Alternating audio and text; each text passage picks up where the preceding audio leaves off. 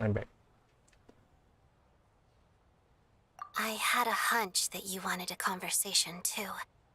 Let's take this chance to clear the air, shall we?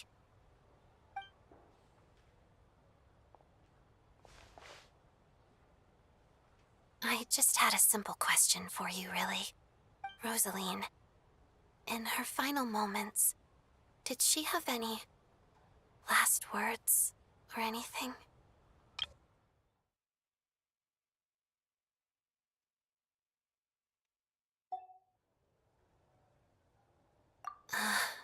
I see.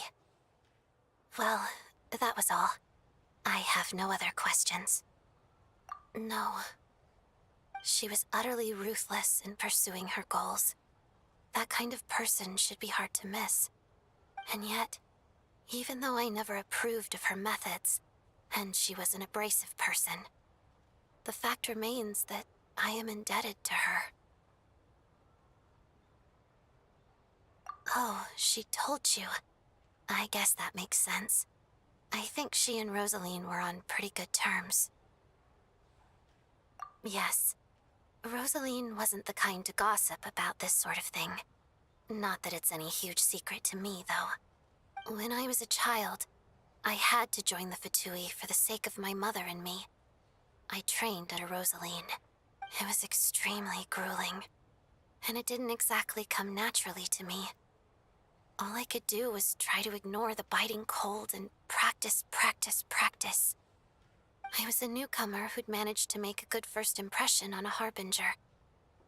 There was pressure to live up to her expectations, to be worthy of the fair lady's reputation. Every day was a struggle against the cold, pain, and fatigue. And most nights, I struggled to fall asleep. After enduring all that, I've become almost immune to the sensation of pain. I suppose that was the cost of survival. Surely, any child who had to experience that would grow to hate her lot in life, don't you think? So, I put an equal amount of effort into my ballet.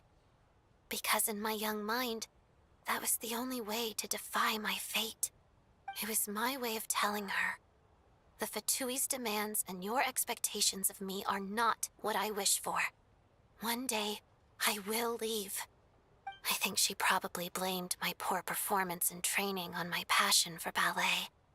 She knew my heart wasn't in it. One time, when I was secretly practicing a dance at night, she suddenly showed up. I knew she was there to catch me red-handed. I told her, "You don't deserve to watch the dance I learned from my mother." She looked stunned. I guess she was surprised that I lashed out first, before she had the chance. But strangely enough, on that occasion, she wasn't fierce with me like she was during training. Instead, she fell silent for a moment, and then left. After that, she never interfered with my dancing or asked me how it was going. She never came to watch me dance again either. Not even once. She was. But even now, whenever I take out this core Ignis, I can't help but think of that night. Of the look on her face. Sort of. Although gift might be too kind a term. This is her flame sealed within ice. A symbol of her favor, yes, but also our way of keeping an eye on people. She knew the location of every piece of core Ignis. If any recipient started acting suspiciously, she'd be on to them immediately. Trust her to make even a mark of approval feel suffocating. So, when news of Rosaline's death reached Snezhnaya, many people immediately crushed their core Ignis. It gave them a profound sense of relief, like they'd broken free from her shackles. But I kept mine. With my sensitivity to pain being as dull as it is, the warmth from this core Ignis is one of the few things I can still feel clearly. I still wonder, did she really come to stop me that night? I wasn't sure, but I was scared, so I said some really awful things. I guess she didn't leave anything behind. Not that I expected her to. It's fine. It's just a bit of a shame that we couldn't settle our differences before the end. She did. Are you sure she was talking about this event? Huh. No, she didn't. I didn't even find out that she'd gone to Mondstadt until a while after she'd left. Wait, in that case... Okay, I will. Thanks for letting me know. There's something I'm trying to figure out. I'm beginning to suspect that Paimon's mystery illness is being caused by the energy research behind Project Stuja. Paimon's very important to me, so I have to get to the bottom of this. I figured that since you're Lelek, you might know something about all this. The ultimate goal of this energy experiment is to create a weapon for the final battle. The weapon's construction was completed in Nodcry. Now, all that remains is to arm it with a sufficiently powerful energy. Yes, the weapon's development and all the related experiments are overseen by Lord Piero, the Jester, and the lab is located deep within the Armory Palace. I'm not sure why this experiment would be making Paimon feel unwell, though. The best way to get to the bottom of it would be to go there in person. Once we get out of here, I'll help you apply for an entry permit. And I'm hardly the organization's proudest member, as you know. You answered my question about Rosaline. I want to do you a favor in return. It's that simple.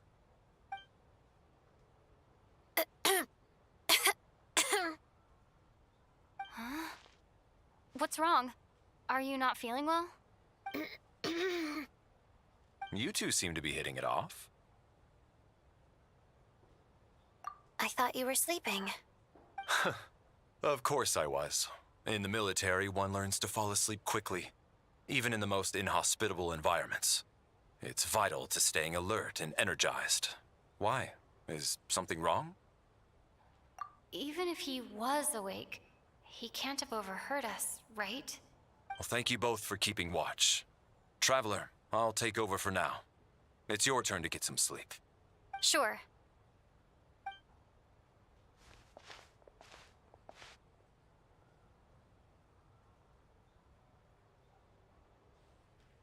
This is our second night here, but at least I found out a little more about Paimon's condition. I hope she's been sleeping well the past couple of days. Huh. Why do I feel like I'm being watched? Seriously? Is this payback for when I stared at her earlier? But I thought she was asleep. Never mind. I'd better try and get some sleep myself.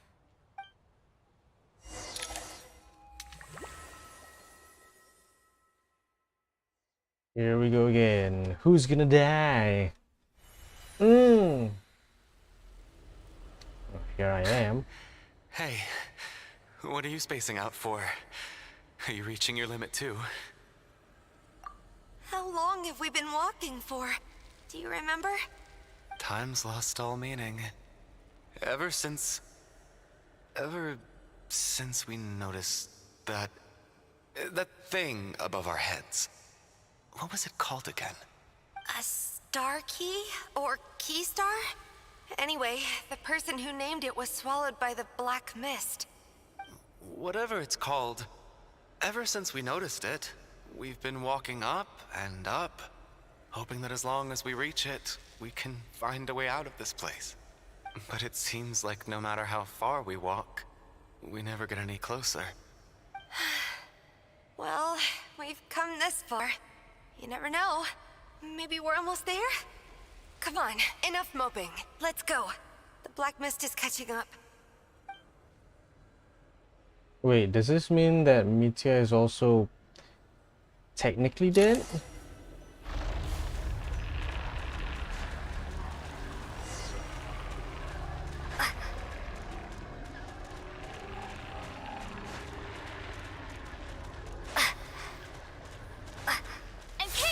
Monsters! Watch out! Not again! I've lost count of how many times we run into them. Be careful.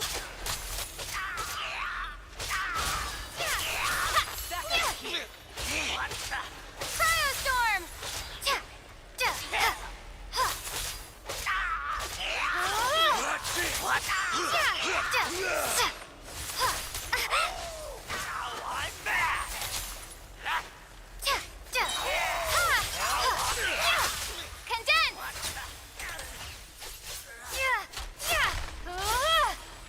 I'm almost dead.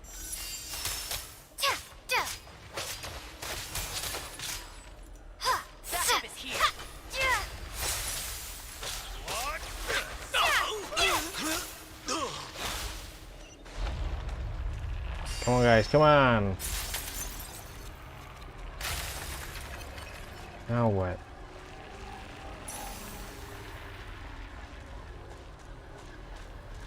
That thing's gonna explode. No, it's not. Here they come again! Get ready!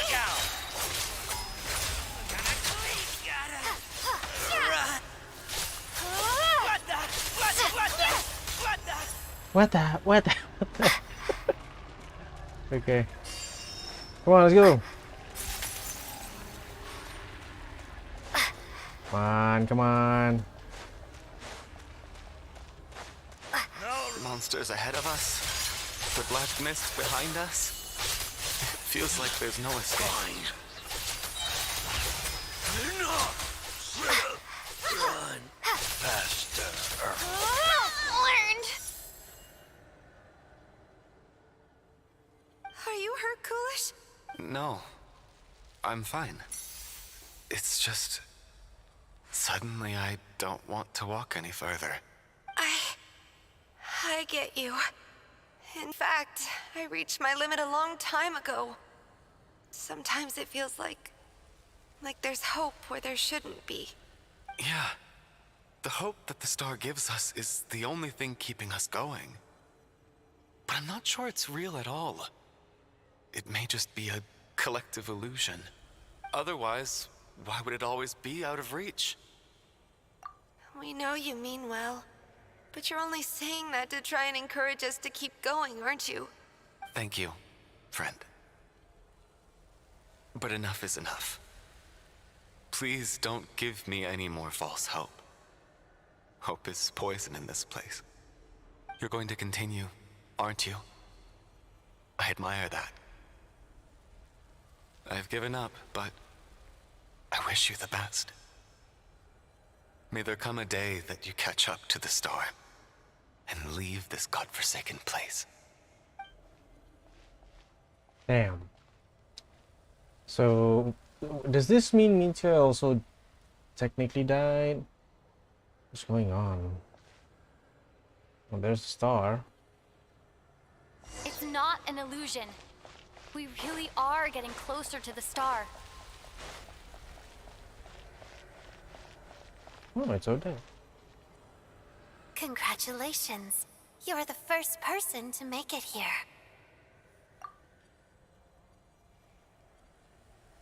I'm the star's envoy. The black mist has stopped rising. Its hunger is satisfied for now, having devoured your two companions. This is a good opportunity. I'll let you get some rest before we continue. What do you mean, leave? The star represents the starting point. It's the waypoint for the beginning. Congratulations on reaching the starting point. Once you are ready, we will head out and walk upwards. I will be right by your side the whole way.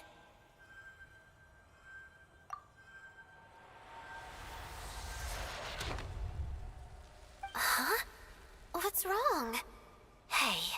Don't give up before the journey's even begun.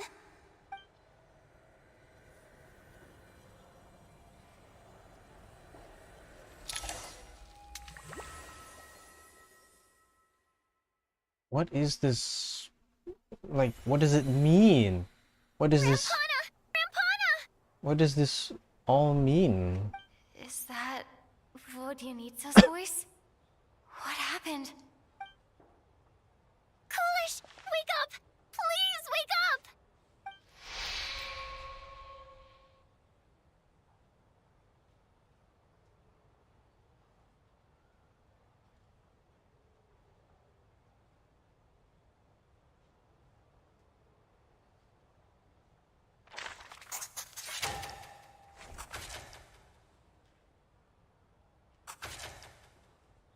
The situation is identical to that of the 2 casualties yesterday.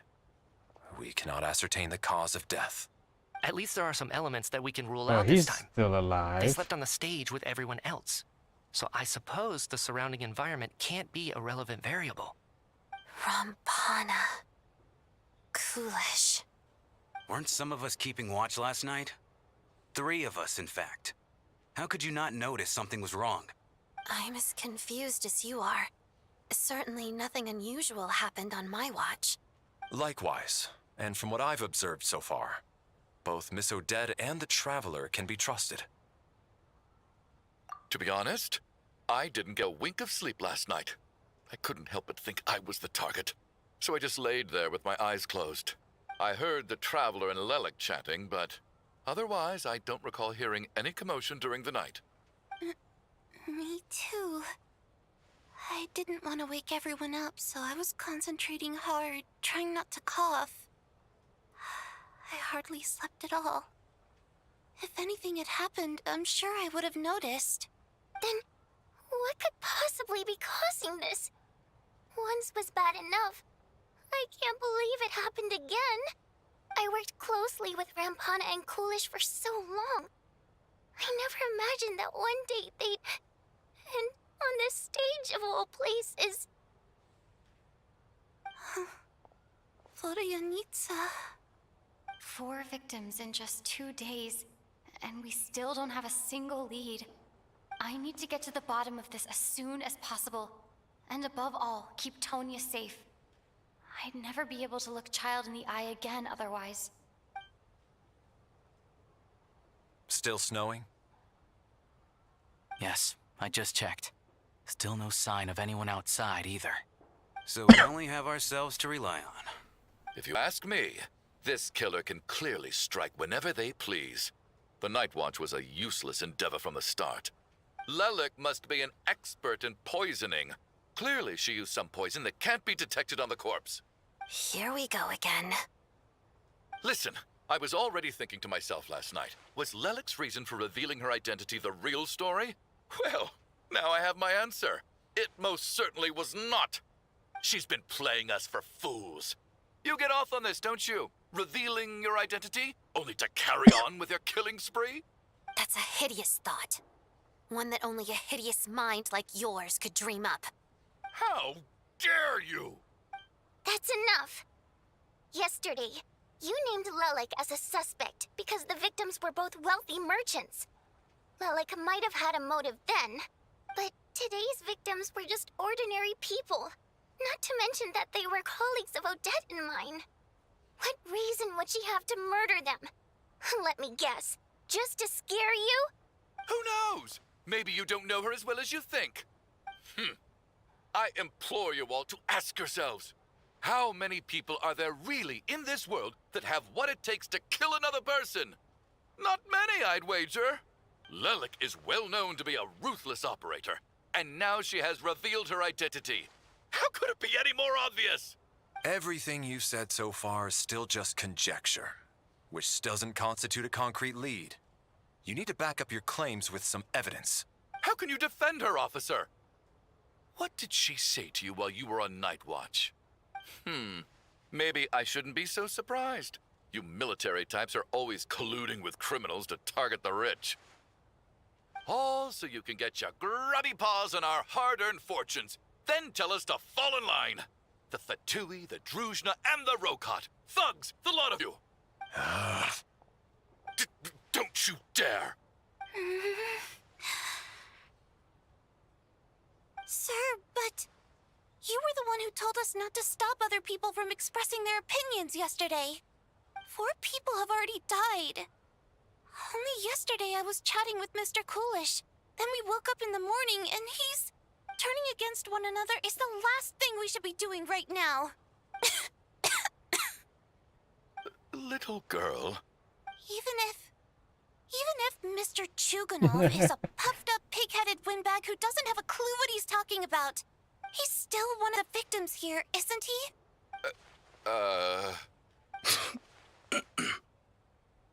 Quite. I had no intention of resorting to violence. But you're right, Miss Tonia. I ought not prevent him from speaking his mind. In any case, I believe Mr. Chuganov has calmed down a little now. We may resume our discussion. I don't think there's any need for that. What is there to discuss? Nothing about this situation is normal. Did you have an idea, Mitya? You're the brainiac here, right? Come on, clue us in. I've been mulling something over. All the leads we have so far concern things from outside the theater. Miss Odette's alter ego, the threats Mr. Chuganov received. But then there's the 2 double murder crime scenes themselves, which have given us absolutely nothing to go on whatsoever. That's highly unusual. Even with the most careful killers, there's always some evidence left behind. So what are you suggesting? I think this could be a supernatural event. It isn't characteristic of human-on-human homicide at all. Correct me if I'm wrong, but aren't you supposed to be a scientist? That doesn't sound like a conclusion someone like you is supposed to make. I got into scientific research because of my insatiable curiosity. But if the present situation defies all known scientific explanations, I don't mind shifting my curiosity toward the paranormal instead. Now that you mention it, I remember when I first came to the theater. I heard rumors about this place being haunted. Haunted? Yeah, I think I heard the same thing. But I mean, they're only rumors, right? We've worked here for years. Surely we would have noticed any spooky goings-on by now. Well, this has taken an unexpected turn. A haunted theater? If Paimon were here, she'd probably be hiding behind me in fear right now. Why don't we take this opportunity to look for clues again with a more open mind? Maybe a different perspective will help us see something different. Very well. Whether it's criminals or ghosts we're looking for, the same rules apply. Everyone needs to tread carefully. I'll move the bodies into the same room for now.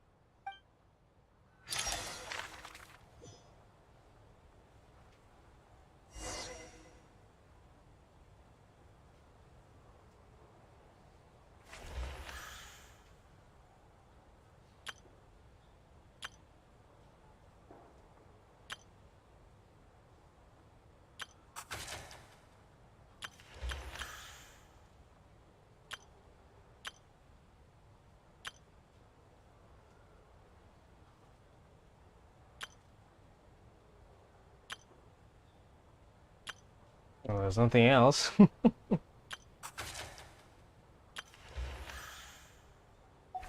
There's nothing much to go on. 4 people died, and then there's 5, 6, 7, 8. What? 9.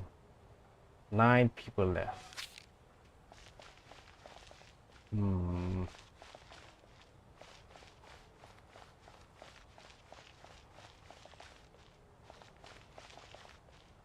Open my quest screen.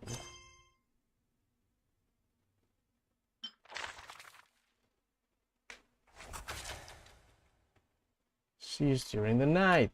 This is during the night. This is during the night. What else?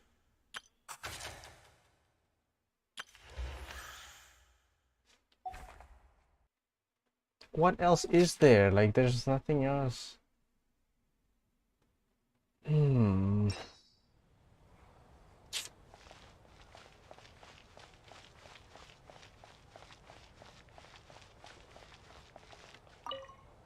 I need to think very hard about whether there's anything that ever needed hiding. After all these years, there must be some things even I've forgotten about. Hmm?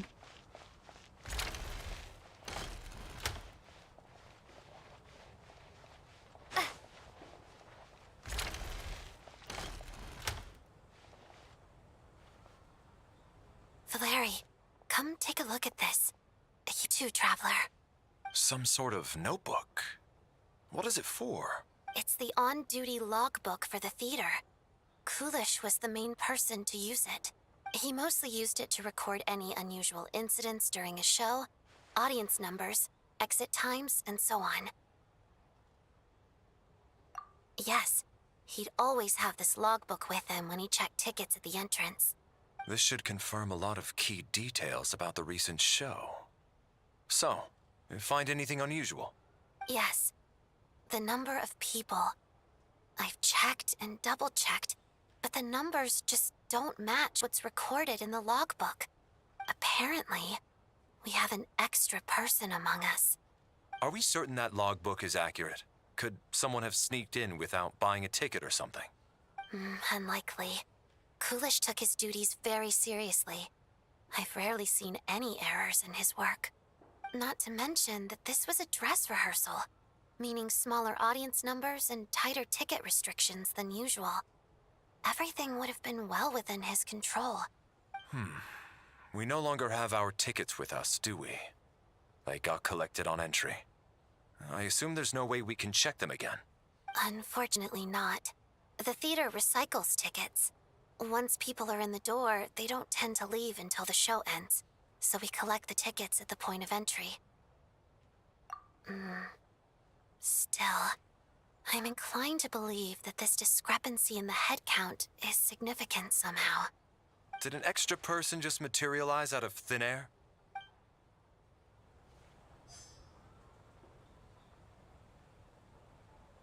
Does it have a name? I mean, it's just a head count, but there's no name, is there? I mean, duh, it's just like a head count. So need to have a name. Tonya? Did you find anything? Not yet. Still looking. So... Are we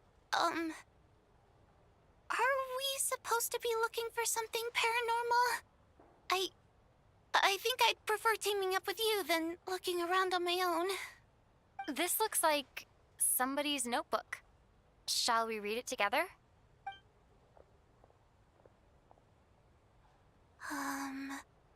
Well, it doesn't look scary or anything. So I guess it should be fine. Alright, let's read it together.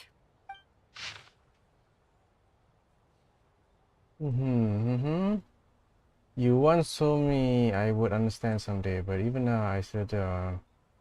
When their homeland is going probably should I consider the feelings of us for notebooks.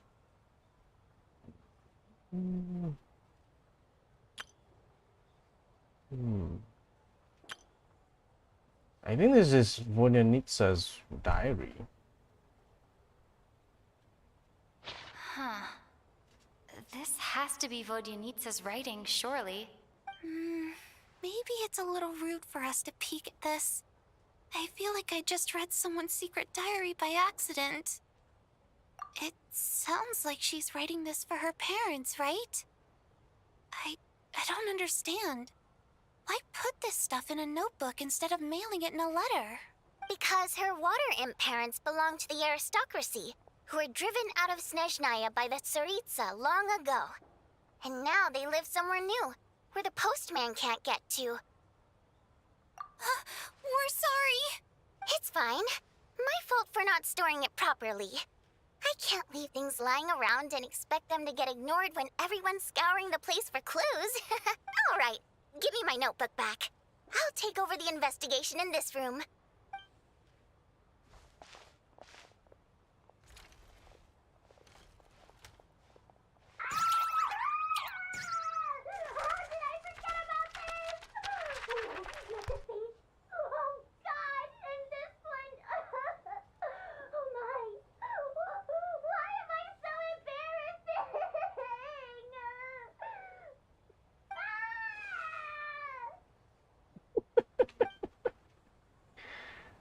Okay. Now what? I'm back here.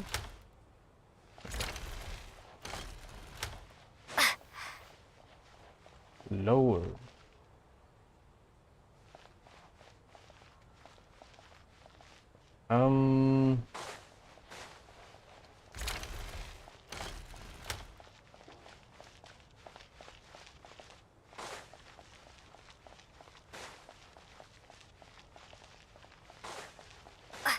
Okay. Now what? Can't go there. Can't go there. Wait, what?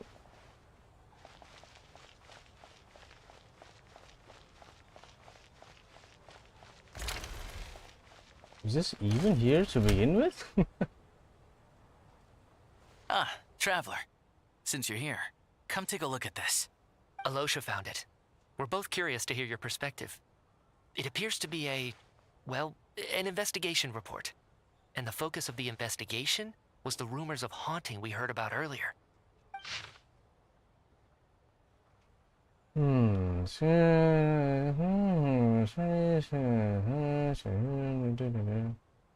Simple surface does not imply that what lies beneath shares the same nature.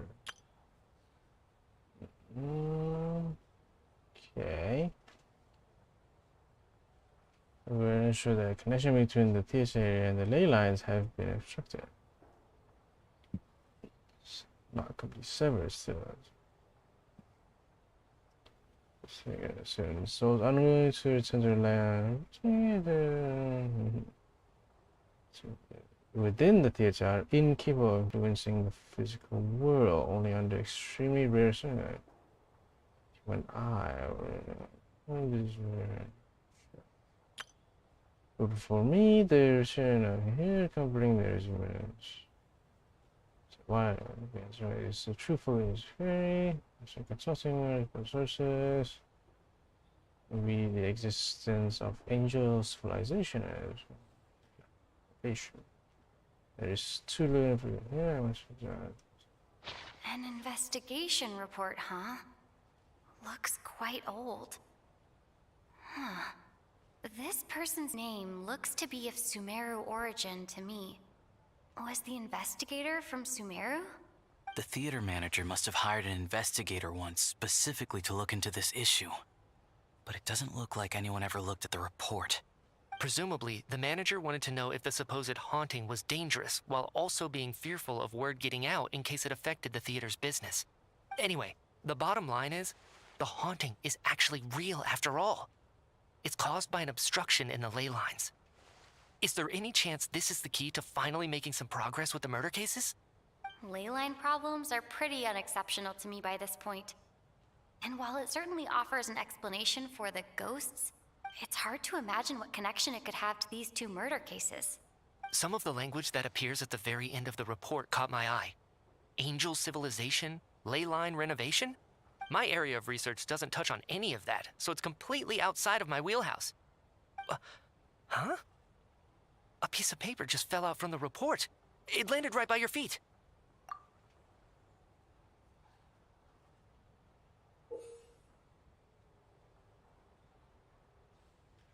How unnerving. It was tucked inside the report, so it must be a note left by the author. Death is near. Is that supposed to be what's going on here? With us in the theater? But if so, how did the author foresee it? Could he predict the future somehow? Maybe things are more complicated than we thought. No, wait a second. If we take the report and the note at face value, they completely contradict one another. The report definitively concludes that the hauntings in the theater are harmless and cannot affect the real world. But the note seems to be warning of potential danger. The question is, what exactly does the note mean by death?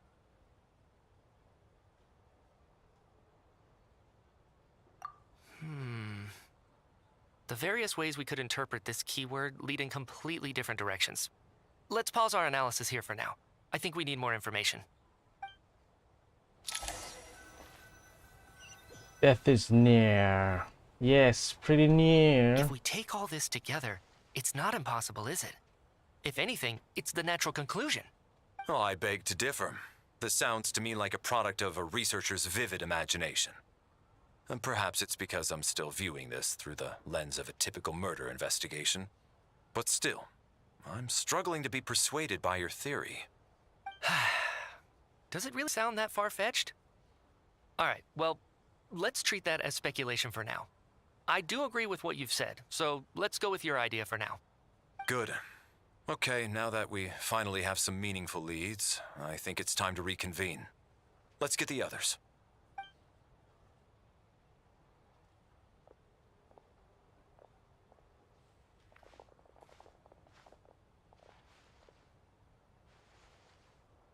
So, that's about everything we've discovered so far.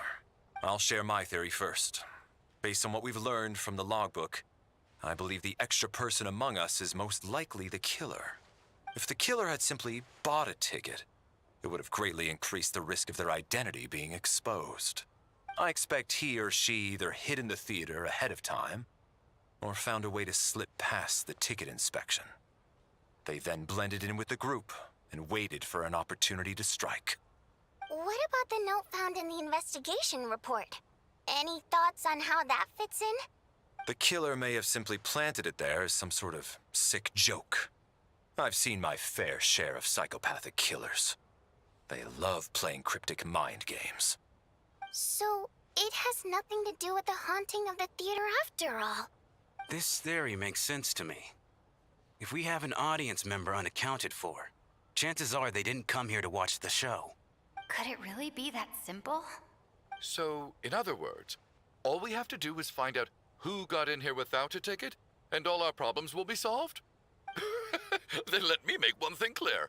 All the theater staff should be well aware that I came here for the rehearsal legitimately, yes? There's no way I'm the one who didn't have a ticket. It's true. I hear you used every trick in the book to get a hold of that ticket, too. Everything short of throwing a temper tantrum and rolling around on the floor at the entrance.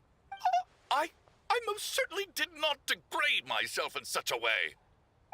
Probably a stupid question, but I might as well ask. Did anyone here get in without having their ticket checked? Guess it was naive of me to expect them to just admit to it. Especially after the unprompted Lelic reveal. Once was already a miracle. Twice would be unfathomable.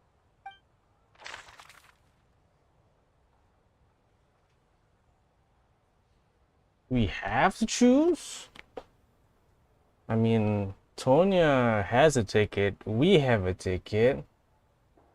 They probably do. Still, though. I mean, yeah. What about him?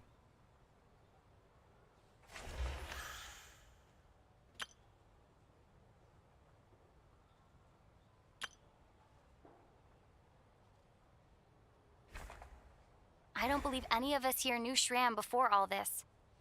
If no one can verify Shram's identity...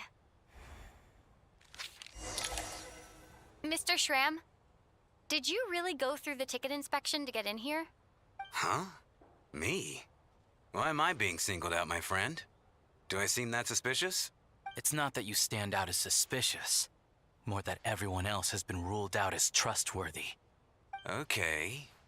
Well, we spent the best part of 2 days together now, so I'm sure you can all tell what kind of person I am. I'm a true gentleman.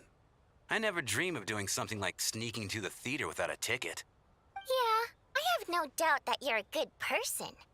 But the problem is, none of us here actually know you, so no one can say for sure that you are who you claim to be. Although, actually, what was it you said last night? Yeah, you're friends with that water imp, which is why you understand our primary mode of expression. Last time I checked, there were barely any of us remaining in Snezhnaya, since most of the water imps left. Could you tell me a little bit more about your friend? There's a good chance I actually know her. And I suppose it's also kind of a way for everyone else to get to know you a little better.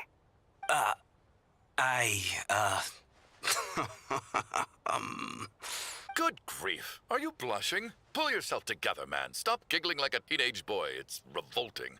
Hey, revolting is a little strong. All right, fine. I'll admit it. That water imp friend of mine, the truth is, we're dating. I was just the bodyguard hired by our family. But the stars must have aligned, because sparks began to fly between me and their daughter. Never in my wildest dreams did I think I'd get so lucky. We don't need details. Just get to the point. Okay. I'm just a little hesitant to reveal her name, that's all. You know how it is. These are delicate times, even with me to protect her. If word gets out that she's dating a human, both the Fae and human factions will give her a hard time. Really? Wait, no. That can't be. Huh? Shram, what the devil are you talking about? Why is everyone looking at me like that? Surely you can understand where I'm coming from. Delicate times? Factions? Yes. You know, the Civil War. Last time I checked, the Fae and the humans were still at each other's throats.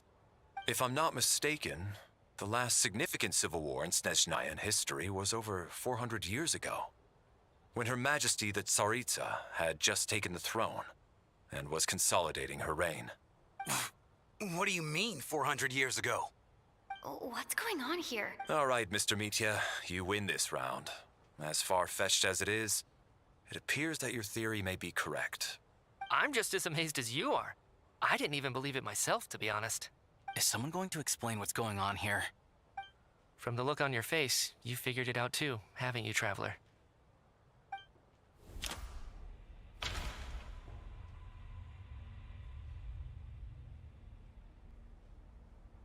But never sense. A clue that has yet to resurface. Investigation report to That seems to be the case. Shram's the extra person, but there's no way of learning his identity from this clue.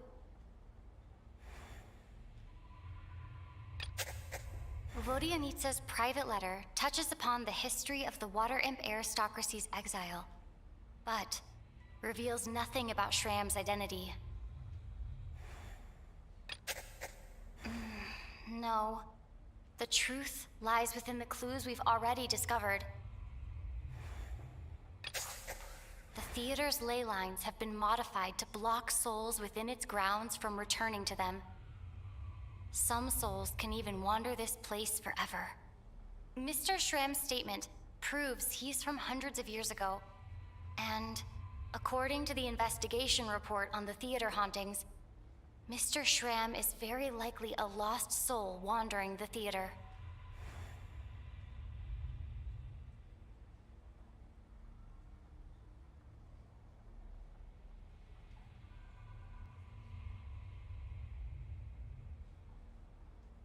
I personally. That's it. This is I personally. What does it mean? I don't think I'm that redundant. The true nature of the extra person is I personally. Okay. So the true nature of the extra person is. For some unknown reason, the soul that has been wandering the theater due to the leyline issues has joined our group and blended in. Yeah, that must be the immediate reason why the ticket count doesn't match the number of people present. Death is near. In this case, death most likely true. With some victims, someone who died long ago. Since we discovered that Mr. Shram is from the past, it seems we need to broaden our assessment of this incident beyond the bounds of common sense. The contents of the investigation report have been verified. There are indeed leyline issues and wandering souls in the theater. Death likely symbolizes the deceased. Mr. Shram, for instance. Death is near. Huh. That must mean that there's a dead person in our midst. That's the truth, isn't it? Yeah, the logic is clear now. The investigation report said that there would be souls stuck wandering around the theater because the ley lines were cut off. Mr. Shrem must be one such soul who died in the theater a long time ago. In which case, that also makes him our extra person. So when the note said death is near, it must have been referring to death as in the deceased. People who died a long time ago. Someone who died a long time ago. In short, there's a dead person among us. The extra person we've been searching for is a ghost from the past. You mean I'm a ghost? No. Don't make jokes like that, my man. There must be some mistake. But even if I was dead, I know for a fact I didn't kill anyone these past 2 nights. Yeah. Even if all that's true, the report also said the souls inside the theater can't affect reality, right? They're harmless. Then what if the problem isn't the souls at all, but the ley lines themselves? The ley lines have a powerful ability to attract and devour souls. Let's say that the ley lines are like a black hole, constantly seeking to engulf souls. But the souls that don't want to return are trying to avoid being sucked in. Huh. Why does this analogy sound so familiar? What happens when the black hole can't achieve its goal? I'm only speculating here, but what if it ended up swallowing innocent souls by mistake? Or intentionally taking other souls to compensate? That could explain why we weren't able to determine a cause of death. If you're right, and their souls were devoured by the ley lines, it does make some sense. It does seem to explain a lot of the things we couldn't make sense of. Does that mean it's true? Except there's no concrete evidence. Mitya is relying on a lot of logical leaps. Still, it seems like the best explanation we have under the circumstances.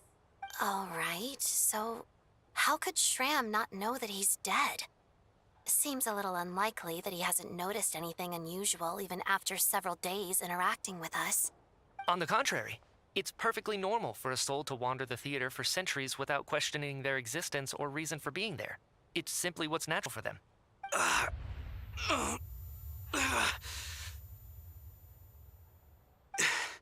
You know what, Mr. Brainiac? I think you might actually be right after all. I'm trying to remember and... even though my head feels like it's going to explode, I think... it's all coming back to me.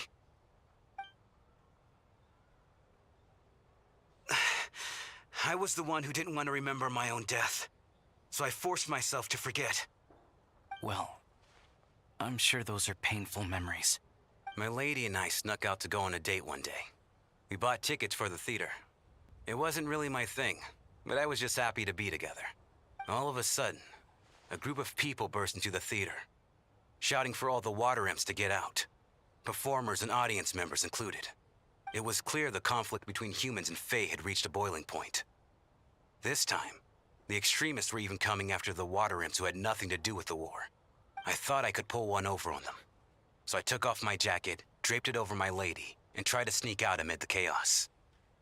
But I got caught. They started shouting, calling me a traitor to humanity. But I was going to do whatever it took to buy our chance to escape, no matter how many people stood in my way.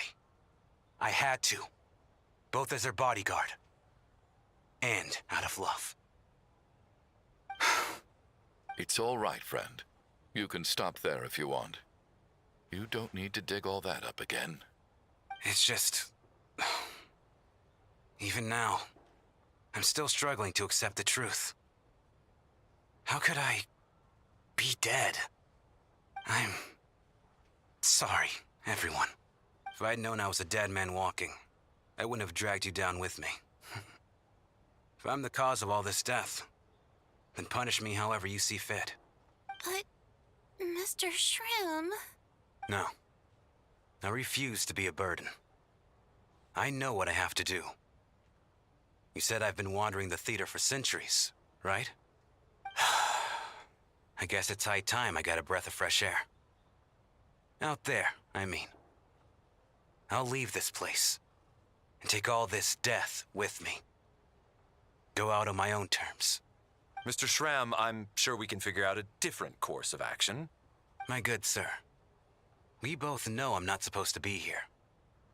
I should have accepted my death long ago. One way or another, this has to end. Unless you're saying this goes against another one of your military principles somehow.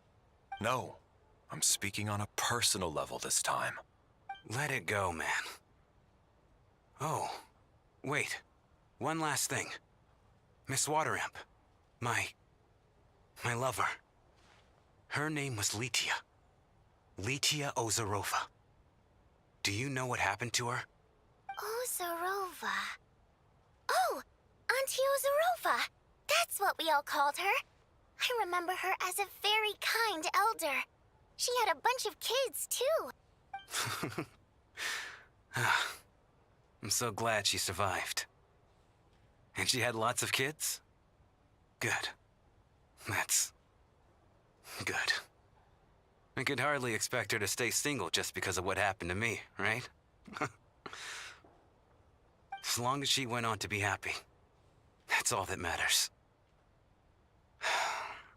Besides, I'm dead. My soul's been wandering around here for so long because I was worried about her. But now, I can go without regret. There's no need to see me off, my friends. I've enjoyed our time together over these past few days. Perhaps we'll meet again in the next life.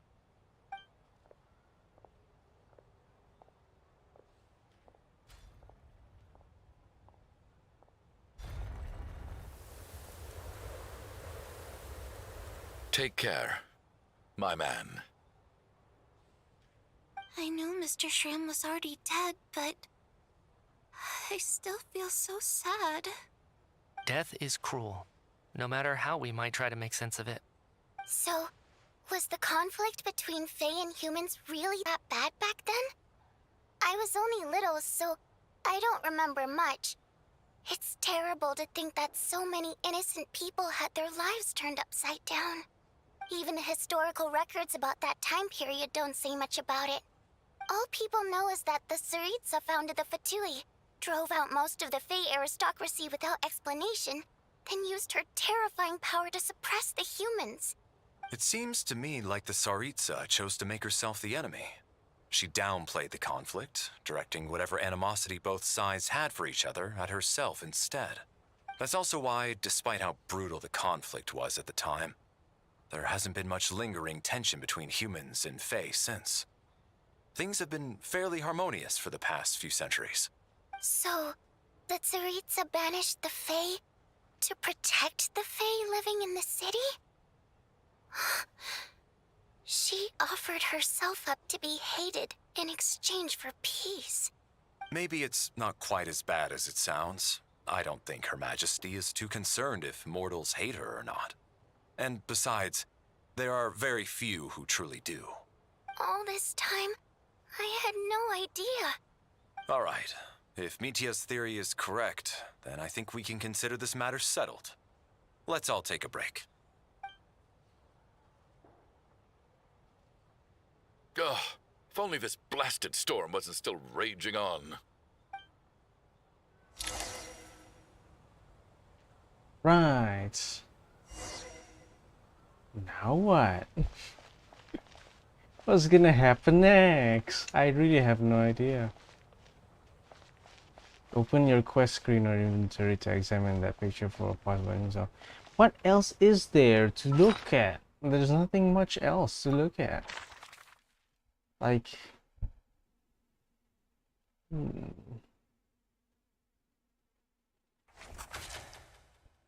one of the DC, yeah.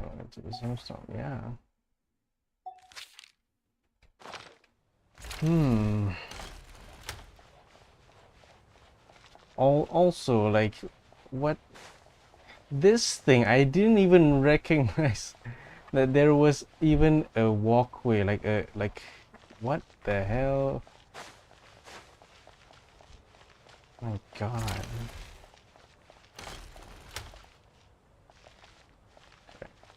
So return to my room to rest for now.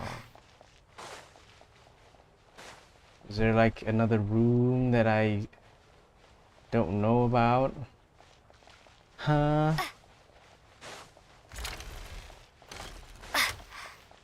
Probably one over one over there, or there, or there.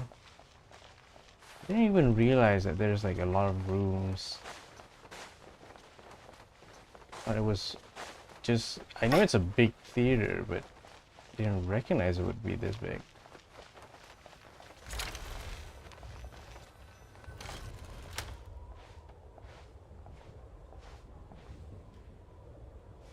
Looks like now we can just rest until the snowstorm stops. I still can't believe Shram turned out to be a ghost who'd been in the theater for hundreds of years. To think he was dead this whole time. What a strange turn of events. Knock, knock. Hmm? Knock, knock. You know the door isn't closed, right? You don't have to knock. Think of it as a signal then. When I'm entering someone else's room and I knock, I'm here as Odette. If I don't knock, it's Lelek. Thanks. Okay. So, why did you come to find me? Is there something I can help with? Vodyanitsa said you knew about my secret identity from the start. But when everyone was discussing who Lelek could be, you were worried that revealing what you knew would be unfair to me. So you kept it to yourself, right? Yes. I'm extremely grateful for that. It's nothing. I mean, you didn't hold what happened with Senora against me, so I should thank you for that as well. Actually, there's something else as well. I found myself in a situation similar to the one you were in when you helped conceal my identity. So I thought I'd come and ask you for advice. It's about Mitya.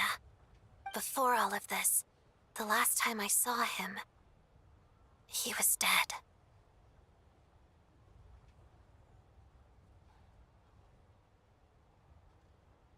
As I'm sure you know, my goal as Lelek was to stop Project Stuja.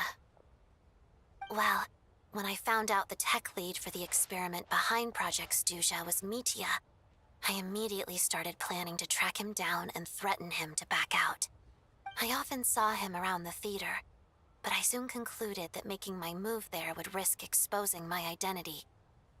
So I decided to infiltrate the Armory Palace and go directly to his lab. That way, the threat would be much more effective. Well, I suppose there was a bit of luck involved, but I am a Fatus, so I already had some familiarity with the building's layout. But when I finally made it to his lab, Mitya seemed to be dead. I checked his breathing and his pulse. He had no vital signs whatsoever. I'm certain of that. I thought maybe another anti-Project Stuja activist had beaten me to it, and chosen a much more brutal method, so I made myself scarce. That's why you were so on guard around Mitya that first night here. Yes. When I saw him sitting in the audience during the performance, I could barely contain the shock. To me, it was a miracle. Somehow, he'd come back from the dead. But then, the murder started happening and things got so complicated that it wasn't really at the front of my mind. That is, until Mitya himself said there must be a dead person among us. Then, I couldn't ignore it any longer. And yet, you thought that bringing it up right away would single Mitya out. Just like when everyone was suspecting Lelek. Exactly. I thought there could be something I was missing. Besides, we soon figured out that Mr. Shram was a ghost, and we knew there was only one extra person, so we thought he had to be the one. But now it seems like there's another candidate. I understand why you kept it to yourself. There was so much information being thrown around during that discussion. Bringing up Mitya would have just introduced more confusion. So, what do you think we should do? Let me confirm one thing first. When was it that you found Mitya dead? Around a week ago, sometime in the afternoon. A week ago? That's earlier than I thought. I saw him just a few days ago at a restaurant. That definitely would have been after you found him dead. He seemed completely normal to me, chatting with Vodjanitsa, trying to avoid Valeri. So he was definitely alive on that day. Huh. Well, all I can say is I know what I saw. Here's a thought. The reason we even suspected a dead person could be among us was because of the problem with the theater's ley lines. But Mitya's death happened inside the Armory Palace. The ley line issue affecting the theater shouldn't reach that far. You're right. I guess he doesn't fit the profile of the person we were searching for. I think the chances of it being him are very low. Surely he can't have died for real in the Armory Palace. Unless what? Unless he really did come back from the dead. You're right. Do you think we need to disclose this to the others? Huh, what's this? A private meet and greet? Where do I line up? That's not what's going on here. Well, I was just making the rounds. Thought I'd try to lighten the mood a bit. Vodjanitsa's handing out food if you're hungry.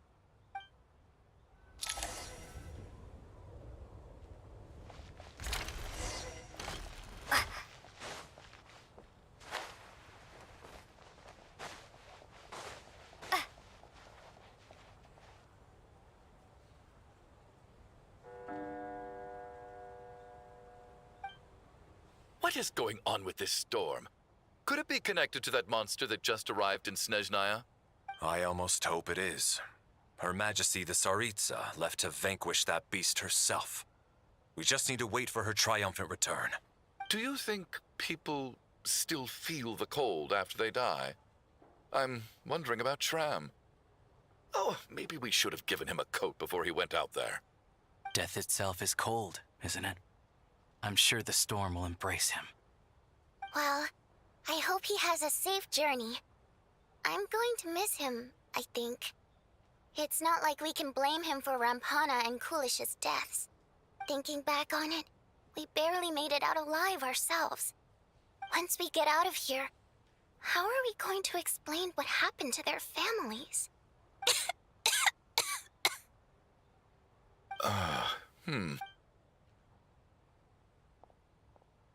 Are you okay? Here, take this. I've never used it. Thanks. Look who's Mr. Nice Guy all of a sudden. Is it because Tonya stood up for you this morning? At least you know how to return a favor. Yeah, without Tonya, who knows how badly he would have been hurt. I told you already, I never intended to... Bunch of rascals. Little girl? I was rather surprised when you spoke up for me this morning. I didn't think I had many admirers here, so, thank you. Oh, no need to thank me. I said some bad stuff about you too. I've been, too embarrassed to admit it, but, you remind me a lot of my daughter. So kind to everyone, but never lets her old man off the hook. Unless my wife and I are having a fight, then she's always on my side. Especially when she was little. Every time I took her out... All right, easy now. How long have you had that cough, Tonya? I don't know. It's probably been a while. I'm fine. Are you taking anything for it? Yeah. I'll be fine once I see my brother. He's gonna pick some frost fairy flower leaves and brew a tonic for me. I'll feel much better once I drink that. I see. That's good to hear, then. We should probably discuss arrangements for tonight. Now that the deceased has left our midst, there shouldn't be any more incidents. However, out of an abundance of caution, I'll keep watch. Shouldn't we take shifts? I can take one if needed. No need. I managed to get a nap in earlier, so I have plenty of energy right now. After all the tension of the past few days, everyone else should just focus on getting a good night's sleep.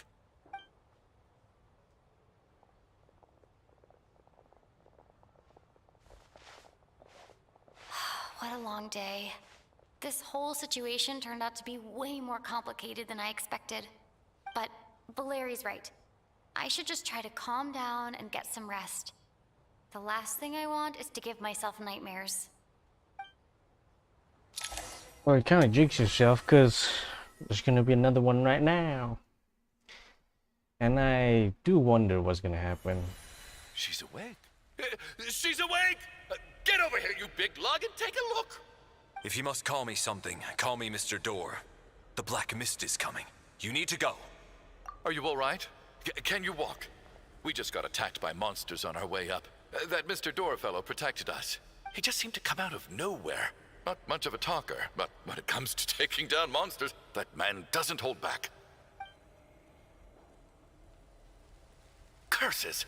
The Black Mist is catching up to us. We need to keep going. Mr. Door, I don't believe I've ever seen you around here before. Why is that? Oh. There's no need to try to get to know me. I'm just Mr. Door. Mr. Door! Monsters! Quick, get rid of them! I can just push these ones off. Oh, well, anyway, we're lucky to have you here. Thanks for saving us earlier. No need to thank me. This is Holy where my shit. duty lies.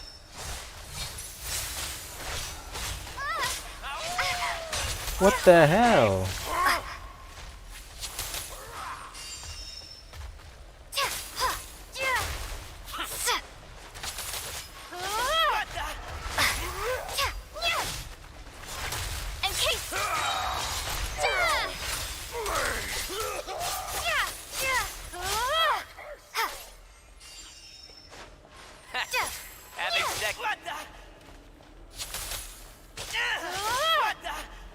Alright, gone. Almost died there. So we're doing this the hard way. Taste my fist. Firestorm! Fighting frost! Oh, remarkable work, Mr. Door. If I had your muscles, I'd do the same.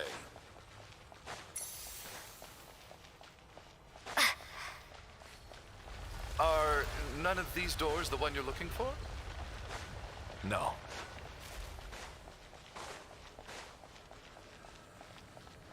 Come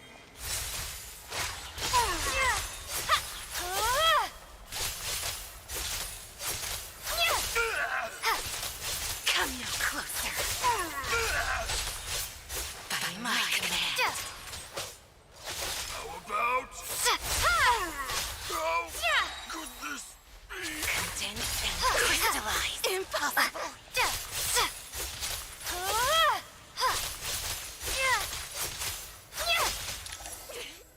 Impossible. I'm so exhausted. And the black mist is still rising. Oh. Wait, look! There's more monsters down there. Are they coming from within the black mist? No, no! They're gaining on us! Quick, keep going, or they'll be at our heels any second!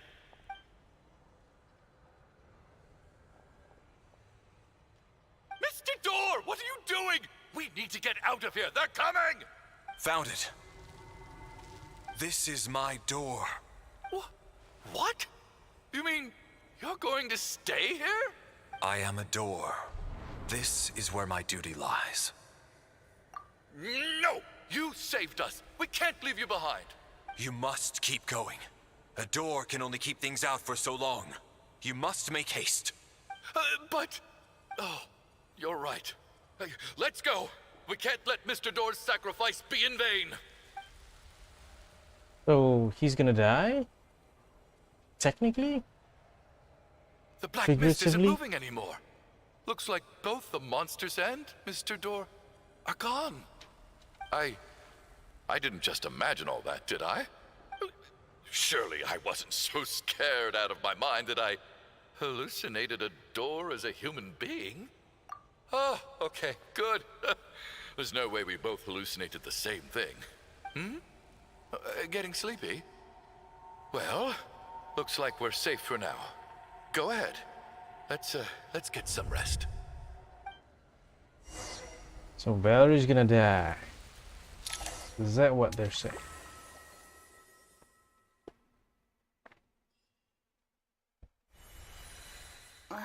What time is it? Is it morning? I think I had a nightmare. Oh, I guess everyone's still asleep. These past 2 days have been exhausting. Valeri's keeping watch though, so he's probably the only one awake. Valeri?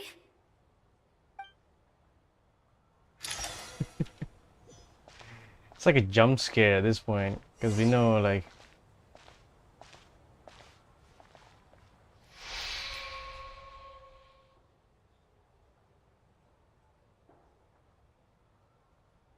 Wake up! Everyone needs to wake up!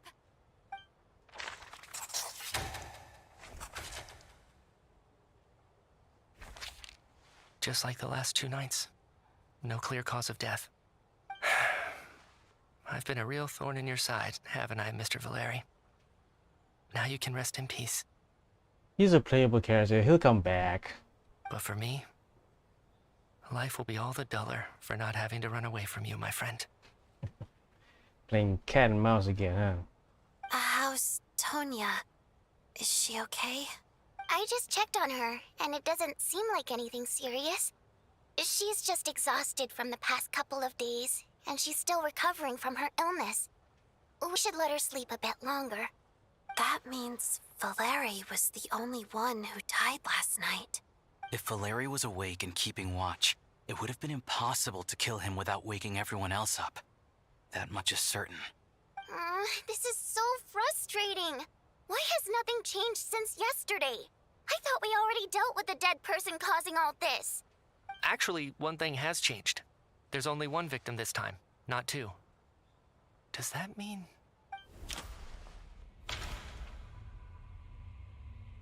Valeri died twice in it. Wait, Valeri died twice in a single night? I don't think that would be. Because Shram was one of the people who should have died last night. Valeri sacrificed himself to save someone else. Victims. The number of victims each night corresponds to the number.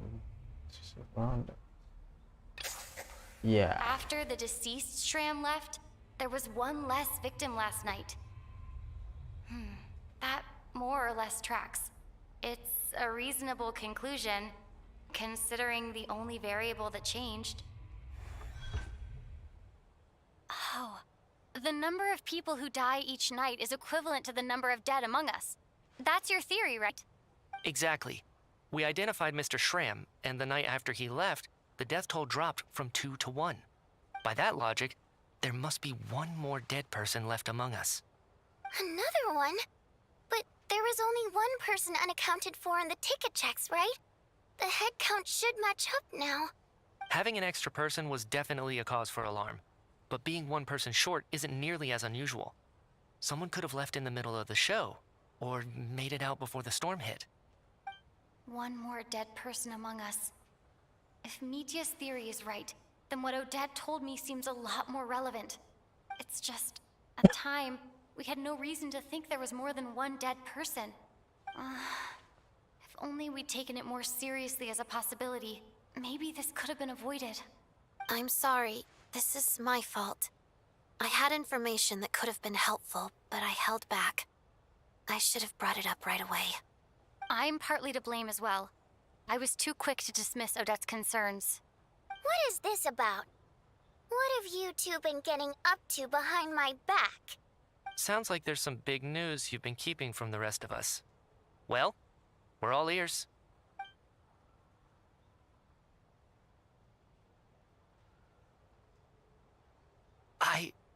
I'm the dead person? Wow, that's certainly news to me. Odette and I talked about it yesterday, but we thought it just wasn't possible, so we left it at that. Yeah, I don't blame you. If I'd been there, I probably would have reached the same conclusion. It just sounds too unbelievable. Let me just try and verify this. I just scoured my memories trying to think back to the afternoon Miss Odette mentioned. But I honestly have no recollection of dying. That's where I'm different than Mr. Shram. Having seen Mr. Mitya a few days ago myself, I also find it hard to believe he could be the other dead person among us. Well, if it isn't Mitya, then who? Do we vote on it? If you don't mind me asking, Traveler, I believe you mentioned that you know Tonya's brother. Had you ever met her before all this? No, never. Wait, are you saying... Now, just 1 minute. I know where this is going. You can't just randomly point a finger at anyone you want. You're in the hot seat, and all of a sudden you want to divert our suspicions onto somebody else? Trying to pick a fight, Mr. Chuganov? Whenever you open your mouth, all you do is attack people, and I've had enough of it. If you don't want to engage in a civil discussion, you can shut up. You little brat! Did Mitya ask about Tonya because he suspects her? I suppose I only identified her by age and nothing else. Could that mean... I'm just saying, you're going around casting suspicion on people for no reason. How could Tonya be dead? I can vouch for her, if nothing else. I've seen her before. She's the sister of that Harbinger, isn't she? The one called Child. Oh, really? You're telling the truth? Since being here, I don't think I ever mentioned she was Child's sister specifically. Does Chuganov actually know her? If Chuganov can vouch for her, then it can't be Tonya either. In which case, it seems unlikely that there's another dead person among us at all. Miss Odette, could you go over that afternoon with me one more time, when you found me dead? No problem.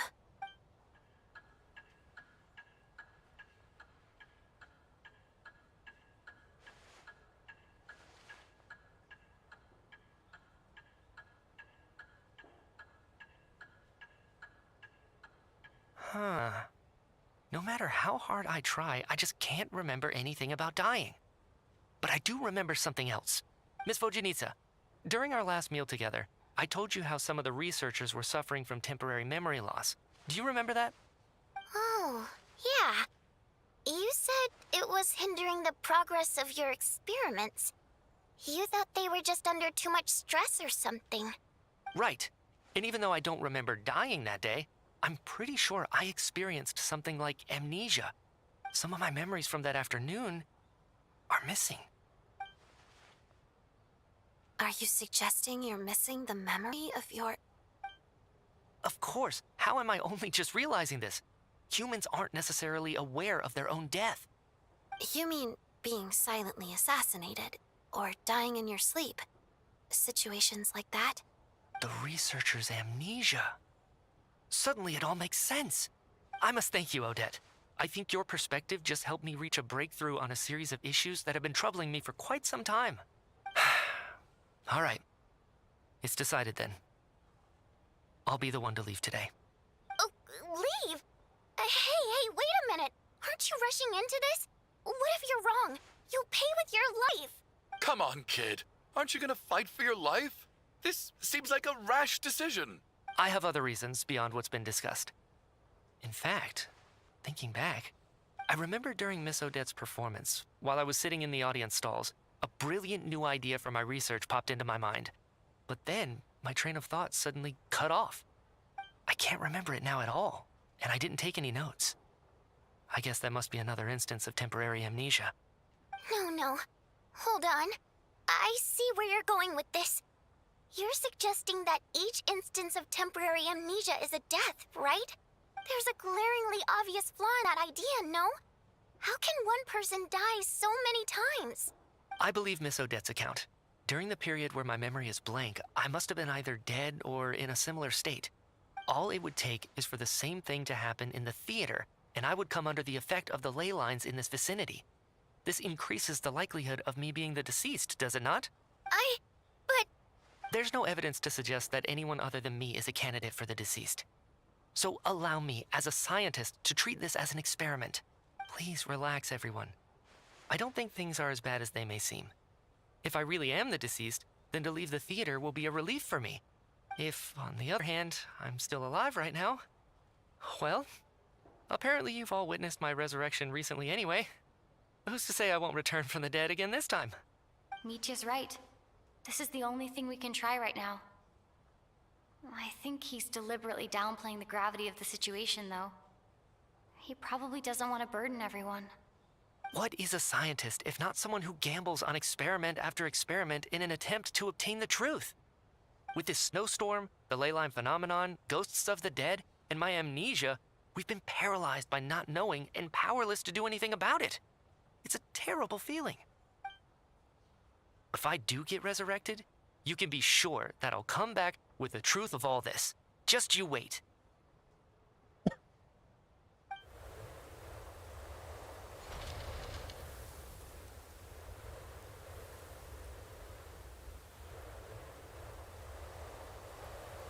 Damn. Yeah. Peace out, yo. Okay. Beyond the loop.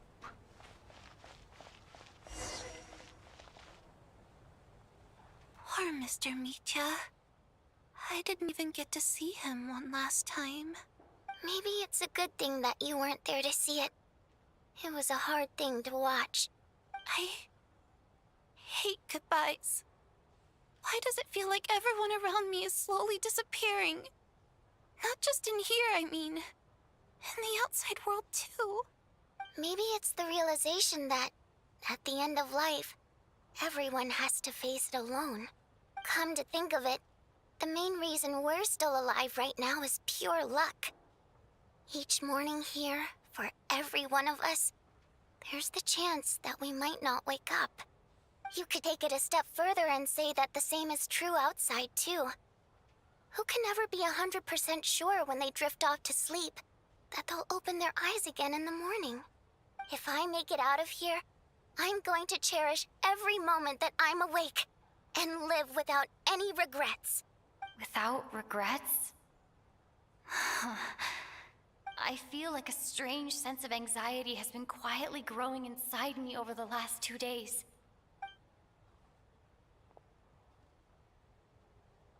Are you okay? You look really glum. If something's bugging you, let's talk about it. There's only a few of us left here now. After everything we've been through, what's the point in keeping things bottled up? I have a travel companion named Paimon. Alosha and Odette have met her before. She's been feeling unwell recently. You're worried about her, aren't you? That makes sense. We've been trapped in here for days. To be honest, I used to feel like I was just a spectator in this world, watching everything that happens from the sidelines. Maybe it's because I'm a descender? A descender? But with Paimon by my side, over time, I slowly felt my connection to this world growing stronger. She loves eating, sleeping, and having fun, but she's also a great guide. It's her authenticity that makes this whole world feel more real for me. Over the last few days that we've been apart, I've often caught myself wondering, what would Paimon say if she were here right now? Oh, woo! But by the time I snap out of it, the conversation has already moved on and I'm still in my own little world. I'm trying to overcome this sense of detachment, but I really miss Paimon. I guess, in a way, she means the whole world to me. Are we going to is this is someone else gonna be dead? I mean, I did saw in the trailer or something that Odette was lying on the ground. I bet she misses you when you're not there as well. Maybe you're her entire world too. I don't know if this will make you feel any better, but back when the water imps left Snezhnegrad in droves, I also felt like the whole world was suddenly empty. I could be surrounded by people all smiling and having fun, and still feel completely separate from it. So, I totally understand how you feel. Later on, I started to think, maybe accepting the fact that our loved ones won't always be with us is something that takes a lifetime. All we can do is cherish their companionship from moment to moment. So, once we get out of here, you better hurry back to our side as fast as you can. You can't let your story end in regret. That's the trope I hate the most. Thank you. That's exactly what I needed to hear. But Vodyanitsa, if you hate goodbyes too, why didn't you leave with your people? That's just the choice I made. I used to regret it, but I don't anymore. Like I said before, singing is a water imp's primary mode of expression. It's how we convey our emotions. Our songs have echoed through this theater for hundreds of years, each one a story pieced together through moments of joy and sorrow. But does a story exist without someone to read it? To me, the answer is no. So I made the choice to stay. That way, there would still be someone left to sing these songs and listen to their stories. Otherwise, they could have been lost forever. Could you teach me how to understand your people's songs sometime? I want to be able to truly hear them, like Mr. Shram. A fan after my own heart. Thank you, Tonya. How about I sing something for you, and you tell me what you hear? Okay, I'll do my best.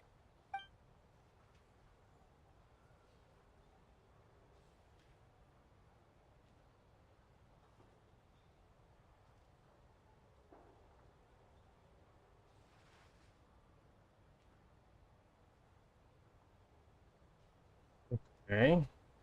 I've never heard that one before. I feel like I can hear a sense of longing somehow.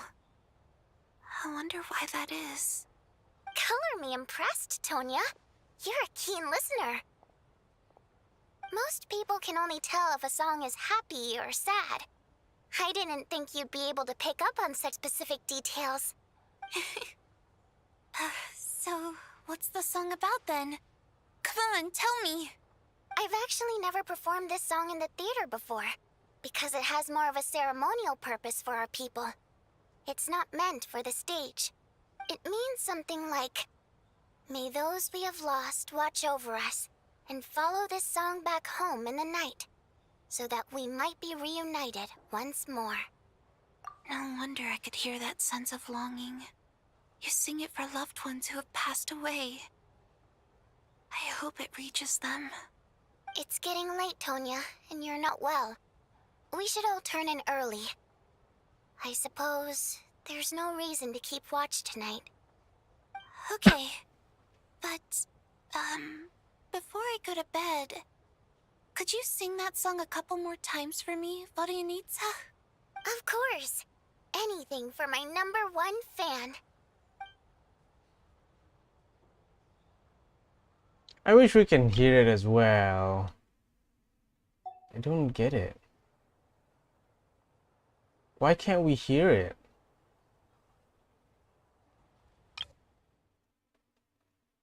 I mean, if I mute, if it was like 0 or 1, I get it, but this is like 6 and 5. Like you can hear it. Once I get out of here, I definitely don't plan on ever coming back. But I guess that means I'll never get to hear Vodyanitsa sing again. That's a sad thought. Before I fall asleep, I should cherish this moment of companionship while it lasts.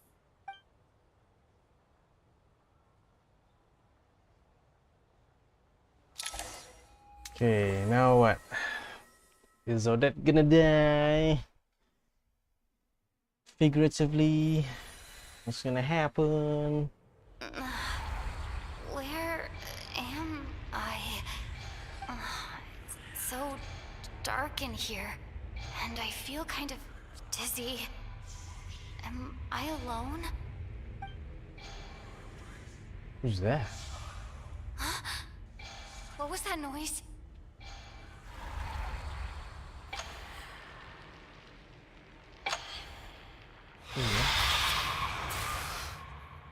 Tonya? Return, O spirits. Fulfill your oath of protection.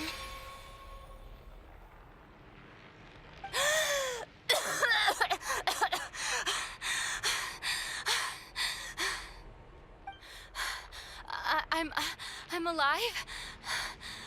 What just happened? No time for questions.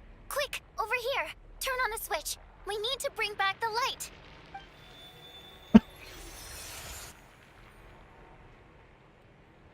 All right, we're safe. The spirit just now is called Night Prayer. The light subdues her, but she'll attack without a second thought in the dark. Sort of. I know it's hard, but you can't let this place go dark, or she'll kill you again. Yup. Luckily, I was here to resurrect you. Otherwise, that'd have been a real bummer.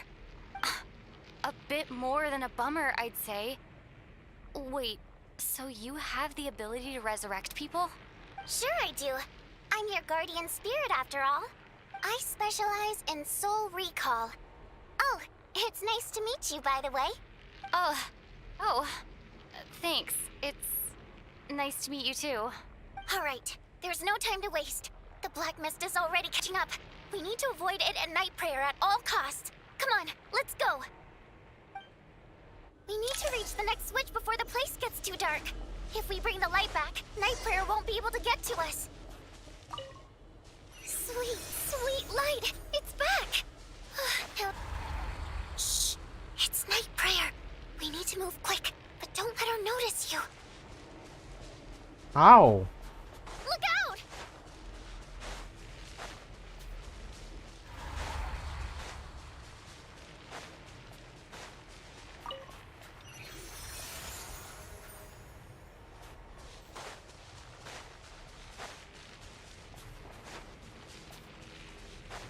The next switch is over there. Holy shit.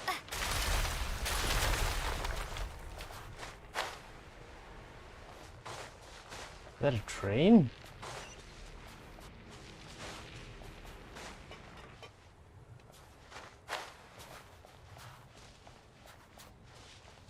What's going on?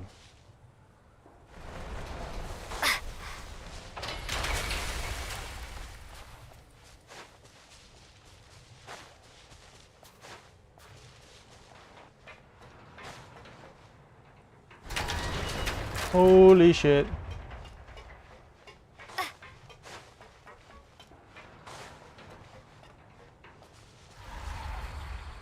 Okay.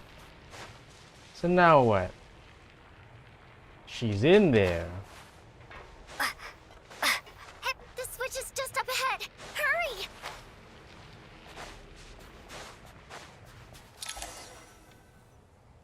It's too dark. We're not gonna make it. Come on, faster!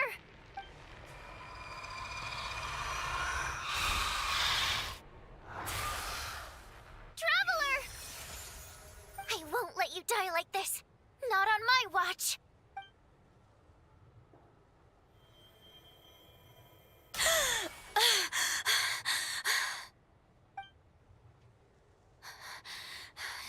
Even though it's not permanent, dying is definitely not a pleasant experience. Great. You're back. Yeah, thanks to you. Time for you to get out of here. Quick, before the light runs out. What about you? You're not coming with me? I can't. I've already been used up. A guardian spirit's skills are finite. I can only resurrect someone so many times. I might not look any different, but my essence has been exhausted. Now, I will slowly start to fade away. I can go no further. The black mist is where I belong. It's okay. Why didn't you tell me sooner? Because it wouldn't have changed anything. That knowledge would have just burdened you. And a guardian spirit's role is to protect. But... Go. Now, before it's too late. I already hear Night Prayer approaching. She will be playable, don't worry. She's playable. I mean, like, there's already like, you know, like leaks and stuff about her. Where is it? Oh, Odianitsa! How could this happen? Odianitsa! Well, I guess there's no need to inspect the body.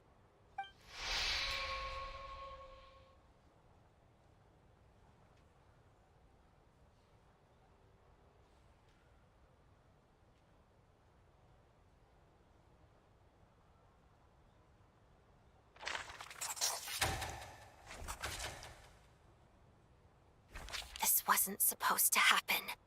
You lied to us, didn't you, Chuganov? You've been lying from the start. Take a long, hard look at yourself before you go around accusing other people. I suspected you on day one, Lelik, and now look where we are. By some strange coincidence, you've never been targeted. You just happen to have survived this long? No, you should be the prime suspect. And you, little hunter, ever so content with staying on the sidelines. Yet you were the one who stopped us from leaving from the start. Why are you trying to keep us here? Now you're just lashing out indiscriminately. That's either a sign of anxiety or a guilty conscience. Where was all this passion and bravado before? Decided to fight until the bitter end. Is that it? Is that a threat? Fine, bring it on. You think I'm afraid to die after all this? You want to kill me? Go ahead. I'd like to see you try. After all the trauma of the past few days, everyone's been pushed to the breaking point. Valeri and Mitya aren't here anymore. Someone else needs to step up and take charge. But first, I need to think this through. Considering everyone left, who's the most likely candidate for the deceased? okay, Odette is pretty much alive. And Chuganov here probably is alive. Like the only person like I know that is alive, like confidently, is Tonya and Odette. Like both of them are alive, because like even Child like could back me up, because he said that he had, you know, the tickets for Tonya and himself, and now like Tonya's here, but you know Child's not here, but still, you know what I'm saying. So basically there's like evidence that Tonya is actually alive, but Chuganov and Rizzigan Aloysia, they are highly suspect for now. I mean, my guess, of course, we should say to Aloysia, one is because, you know, even though he's like the first friend we met and we've been with him for a long time, you know, ever since we've stepped into Snezhnaya, we still don't know a lot of his, like, you know, background. Chuganov as well. So like it's either these two.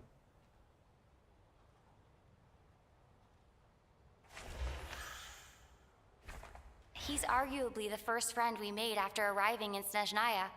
While he works at the theater, we've also met him outside of it, so he can't be the deceased. I clearly remember Mr. Chuganov from the first time I visited the theater. He made quite an impression. That was just a few days ago, so he's unlikely to be the deceased.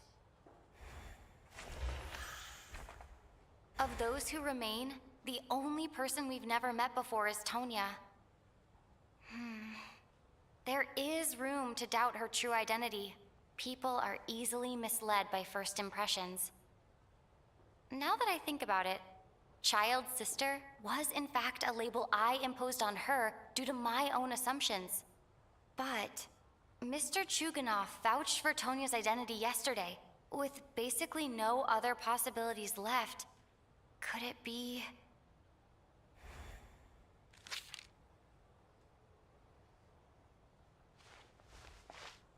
Tonya, how's Tusser been lately? Who, sir? Your brother Ajax must have mentioned me in his letters home, right? Did he say anything about a blonde traveler? No. And my brother's name is Razik, not Ajax. Chuganov, looks like it's your turn to do some explaining. Yesterday you said you could vouch for Tonya. Why did you give us a false testimony? I knew you were behind this, Chuganov. You've been lying through your teeth from the start. Everything about you is fake. Down to the wife and daughter you're always talking about. Your entire family man persona is a charade, isn't it? That night, when I infiltrated your place as Lelik, I noticed you were home alone. Didn't think much of it at the time. Just thought everyone else was out. But thinking back on it now, that doesn't seem very likely. My guess is, you live alone, don't you? Even that was a lie? But why would he lie about having a family? Oh, curses! Oh, why is there no end to this blasted snowstorm? If it would just stop! If it would just stop. I think I remember now. I know how I ended up here. It feels like a distant memory. But at the same time, it's just like it was yesterday. The reason I'm always coughing is because I got sick with frostbite. The locals usually call it the snow cough. It's not a very common illness. It's partly genetic and partly caused by the cold climate, but it can be fatal. They sent me to the hospital as soon as they found out I had it, and I spent so long lying there in that hospital bed.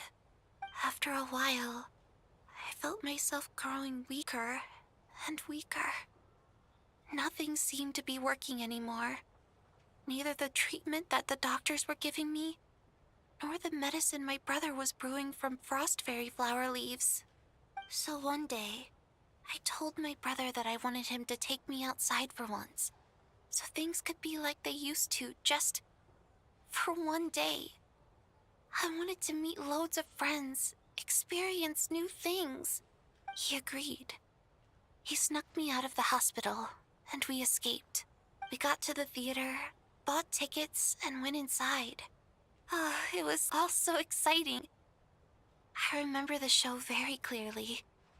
It was amazing. But I found myself getting sleepier and sleepier. Oh, Tonya. When I woke up, I couldn't find my brother anywhere, so I guessed he'd already left. But there's no way he'd leave me behind. So I decided to stay here and wait for him. At the time, I figured he'd probably gone to brew some more medicine for me. I was planning to chew him out for abandoning me when he got back. Tonya, it sounds like by then, you'd already... Yeah, I know. I understand now. Dead, aren't I? This cough and the feeling weak, it's probably just my body's memory. After all of that, it turns out I can't blame my brother after all. I was the one who abandoned him. I'm sorry, everyone. I realized this much too late. It seems like death skewed my perception. And now I've dragged you all into this mess. Your name probably isn't even Tonya, is it? Didn't that ever strike you as odd over the last few days? Well, when I was little, my brother and I read a storybook, and Tonya is the name of one of the characters. When we escaped from the hospital, our family and the hospital security were looking everywhere for us. So when you first approached me and said my brother had sent you, and called me Tonya, I thought he must have chosen a fake name that only the two of us would know. Because he was afraid of getting caught. Now, it seems like that was just wishful thinking. At least your memory of death isn't painful. That is a small comfort. Now it's your turn, Chuganov. Talk to us. I believe no lie is ever told without a reason. You're right. I was lying. I happen to know that the Harbinger child and his sister Tonya managed to get tickets, so I lied to you and pretended I knew them. And yes, I was lying about my family too. The truth of the matter is, I lost them a long time ago. I just refused to accept reality. And now I've spent the second half of my life living a lie. I'm a joke. My daughter's name was Iskra. And before you ask, yes, Iskra, as in Iskra Manufacturing Plant. She also died from the snow cough. She was just 6 years old. If she were still alive today, she'd be around the same age as little Tonya here. After Iskra passed, my wife couldn't bear to face those memories either. So she chose to start a new life without me. One day when I came home from work and saw the empty room, I felt like I couldn't breathe.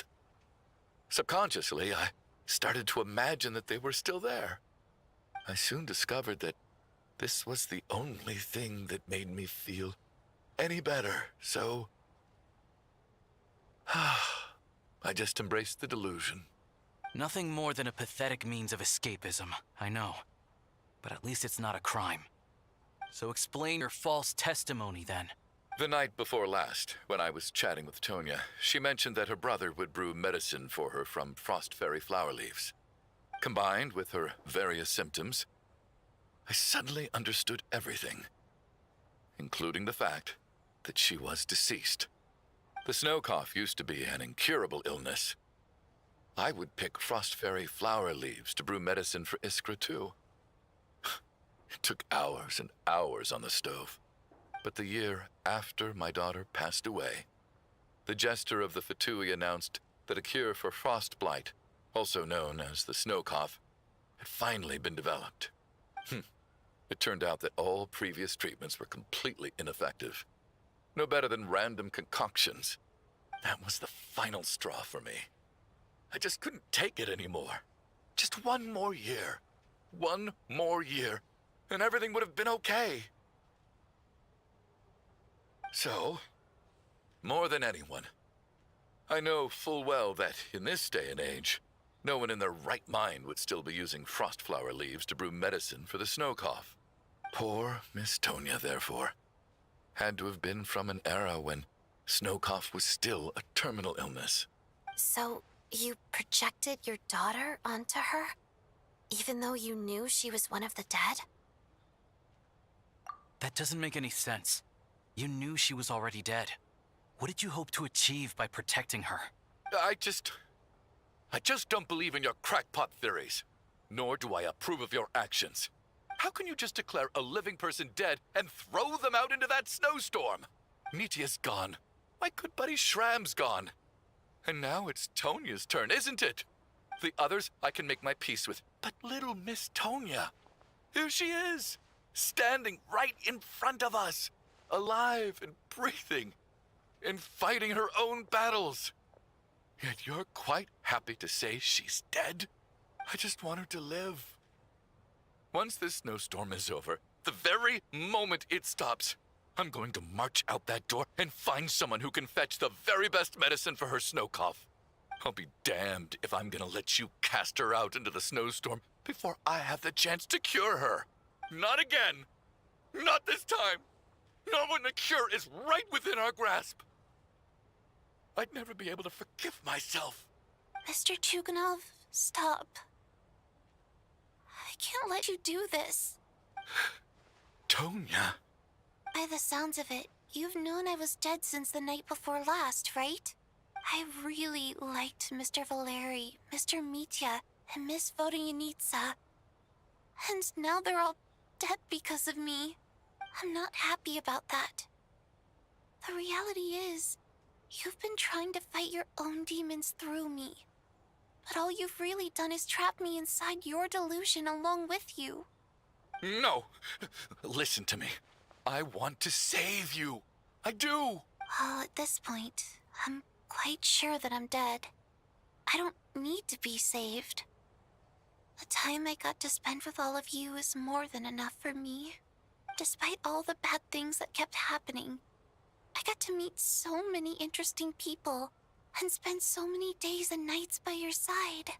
Since the day I escaped that hospital until now, this has been an adventure I never even dared to dream of. I'm very fond of you all.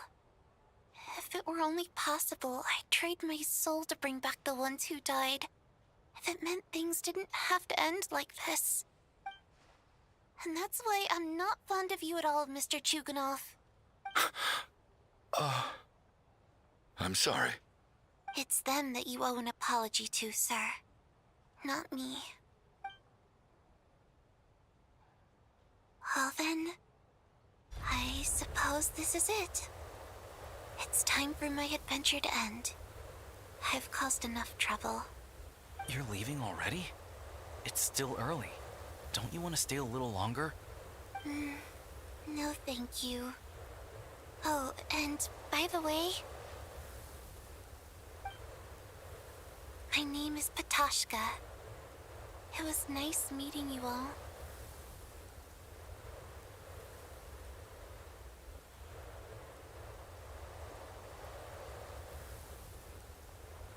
Feels strange that we're only being properly introduced now that it's time to say goodbye. Patoshka?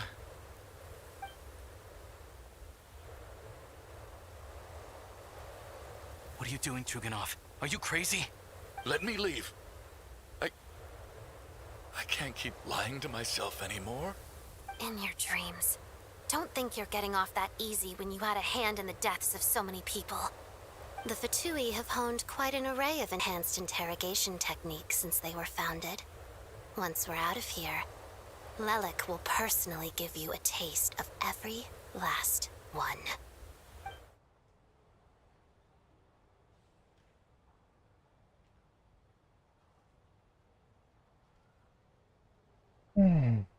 Four people left. I think we should leave. I doubt this snowstorm is ever going to stop. For all we know, this storm might have destroyed all of Snezhnaya by now. Maybe even the whole world. Wait, we finally solved the mystery of the haunted theater today. Maybe let's at least try to enjoy tonight? Fair enough. I don't particularly feel like dying in Chuganov's company anyway. And yet you won't let me die first. Hey, Chuganov, on a serious note, if we do make it out of here, you should close down that factory of yours. A lot of people are freezing thanks to you. Is this really the time to be discussing my factory? All right, fine. I'll shut it down. Doesn't matter to me anymore. Am I hearing things? Or was that a knock at the door? There it is again. But I don't understand. The snowstorm hasn't stopped, has it? Should we open the door? Is this it? Is this nightmare finally over? If the last few days are anything to go by, I probably shouldn't be getting my hopes up. Whatever lies beyond that door at this moment, it could be something even more terrifying than everything we've been through so far.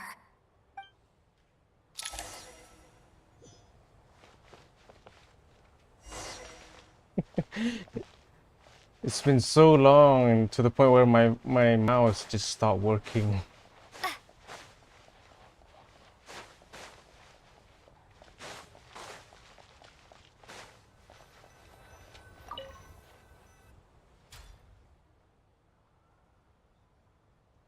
Sweet, yeah.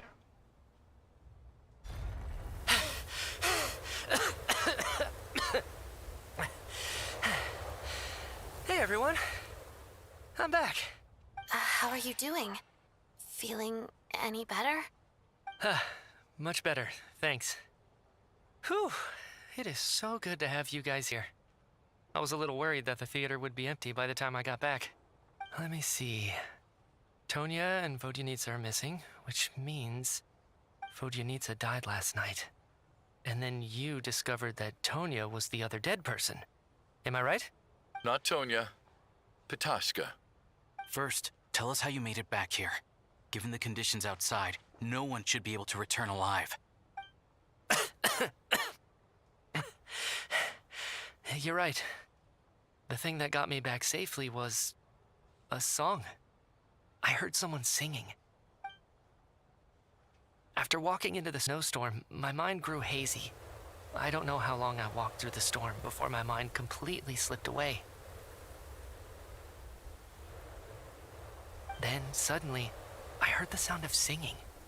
The voice instantly brought me back to my senses, and I regained consciousness. So I followed the voice, searching for the source of the singing. I searched and searched, until finally, just a few moments ago, there was the entrance to the theater, right in front of me. I've actually never performed this song in the theater before, because it has more of a ceremonial purpose for our people. It's not meant for the stage. It means something like, "May those we have lost watch over us, and follow this song back home in the night, so that we might be reunited once more." That must have been Vodyanitsa's Requiem. Who knew it actually worked? That song is meant to guide the souls of the dead. Mitya, that must mean that you... Huh. No kidding. Huh, seemed like I guessed right then. This is what I've been so desperate to tell you about. When I first stepped out of the theater, I was still quite lucid. My memory of it is still pretty intact. I remember the outside world being completely different than what I'd expected. It was like this was a world where only the snowstorm existed. There wasn't a trace of any humans or buildings ever having been there. I don't know how else to describe it, except to say that it just didn't seem like the real world. And as for the Requiem, if I was guided here by Vodyanitsa's song, it can only mean that I must already be dead. And this is my soul, not my body. But I didn't experience a clear moment of death while I was out there. Nor do I feel any different now than before I walked into the snowstorm.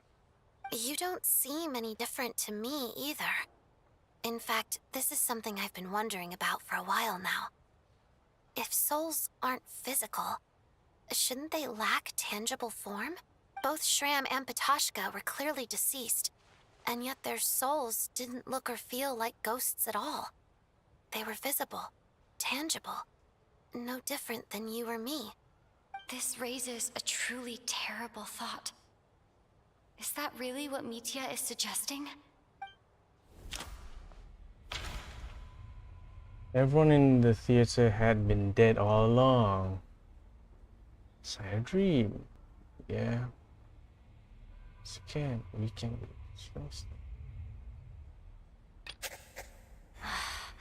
Dreams can't explain everything, and this isn't the Sub-Zeru's festival. I mean, it does look like it. Mitya's soul was summoned back by the Requiem, confirming that he is indeed already dead.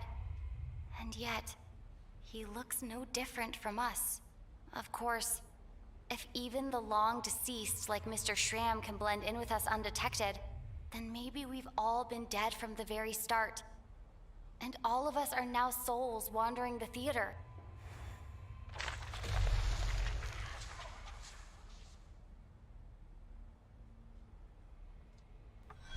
There's an eye. Yes. I think there that was an eye. this is probably the afterlife. What did you say?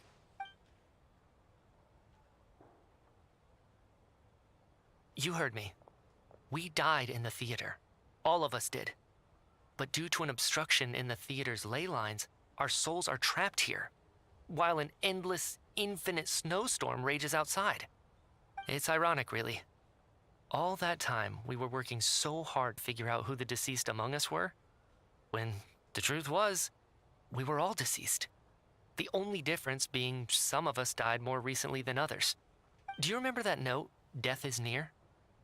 Seems like we misunderstood what it meant after all. Death was nearer than we wanted to think all along. The note simply meant that all of us were already dead. So all our attempts to survive, our search for the deceased, it was all for nothing? Hard to say. At the very least, we hope 2 lost souls find clarity and go to where they belong. The presence of those 2 is probably what caused our souls to be drawn in by the ley lines. In which case, the deaths we've awoken to over the past few days were just souls returning to the ley lines for good. If what you're saying is true, doesn't that make us the lost souls now? Huh, no wonder. This afternoon, when I was moving Vodyanitsa's body, I noticed that the other bodies in the room hadn't decayed one bit after all these days. That's further proof that those aren't physical bodies at all, but merely our shells here in the afterlife. Am I really dead? This doesn't feel real to me at all. No, that's impossible. This cannot be how it all ends. I still find it hard to believe that all of us are dead. How exactly did we die in the real world? None of us have any memories of dying, right? Not even knowing how we died is preposterous. Good grief! Surely there has to be some reason. Exactly. It's hard to rest in peace when you don't even know how you died. It gave me lots to think about as I strode out into the snowstorm. I racked my brains trying to remember the cause of my death, the exact moment I died, the root of all of this, right up until my consciousness faded. Wait. Hold on. Right before I lost consciousness, I think I saw something. I can't remember. And I think I lost my notebook and pen. Mitya, your hand. Is that blood on your fingers? Huh? You're right. There's blood on the fingertips of my right hand. Looks like it's already dried. When did that happen? What the? I guess this was what I saw. I must have desperately drawn it in my own blood right before losing consciousness. What's wrong? Do you recognize the symbol? It's Renova, the ruler of death. Huh? Alosha, do you still remember that Snezhnayan folktale you told me about? It was about the Grim Reaper. When someone's about to die, he appears as an incarnation of someone familiar to guide their soul into the afterlife. And as soon as you recognize his face, your life is over. I heard a similar tale when I was little. You think the Grim Reaper in this story refers to the ruler of death you mentioned? That's right. In which case, death is near could also mean that the Grim Reaper is here, disguised in a familiar form. Death, the deceased, and the Grim Reaper? So it's a triple entendre. When I first saw this note, I thought it contradicted the investigation report. But now it seems like that was the whole intention. So the Grim Reaper deliberately misled us. Then we started suspecting each other and searched for the deceased while they hid in plain sight. By that logic, the one person most likely to be the Grim Reaper incarnate is...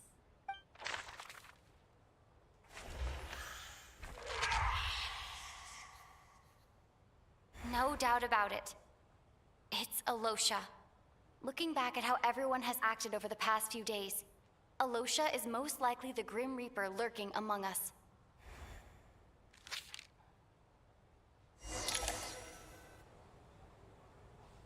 Is it you, Alosha? You were the first to discover the investigation report, and you had plenty of time to slip the note inside to mislead us. So? Surely you can't suspect me based on that alone. What if someone else found the investigation report first, slipped the note inside, and then put it back without telling anyone? There's no denying it. The note could easily have been slipped in much earlier than it was discovered. That's not all. I've also noticed that, although on the surface, Valeri, Mitya, and sometimes I were the ones taking charge of the situation, looking back now, even though you didn't say much, you were always subtly guiding everyone from the sidelines. What do you mean? You were the one who emphasized how dangerous it was outside and insisted we all stay here. It was also you who suggested that we all sleep in the same place. And earlier today, you tried to convince Patoshka to stay. I don't understand why, but it was out of character. So, you didn't understand my intentions, and now you're assuming the worst. Seems pretty unreasonable if you ask me. He still won't admit it?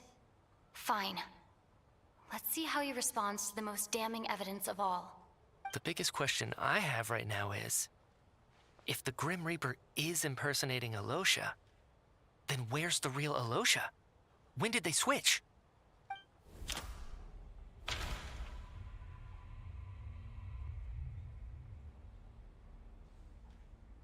When Meteor returns from no.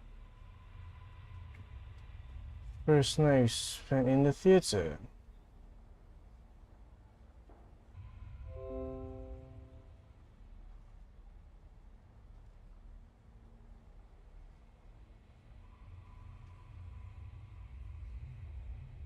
I'm still alive. My God. The only thing that's dead here is my fucking Wi-Fi. Oh my God. Ugh.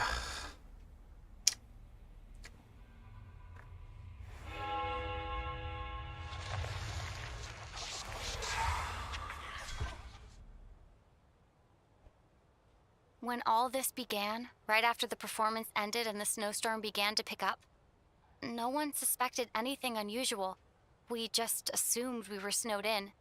It wasn't until we discovered the bodies the morning after that we realized something out of the ordinary was going on. But it's clear now that the oddities actually started earlier than that, when Dimov walked into the snowstorm and never came back. Right. So Mr. Dimov was the first victim, not Sobolova and Torgov. And if we pinpoint that moment as the beginning of this incident, then one thing becomes clear. Alosha, you are the only person who walked into the snowstorm and came back without the help of Vojanitsa's Requiem. More precisely, Alosha never came back at all. The one who came back was the Grim Reaper. Not bad. Well, since you've backed me into a corner, I suppose there's no point in keeping up the act anymore. Alosha? You're the Grim Reaper? I am no such tired cliché. Mortals should address me as the ruler of death.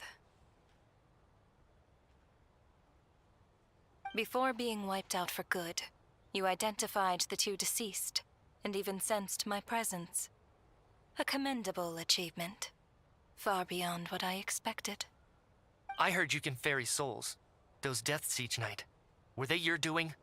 Your initial conclusion was correct.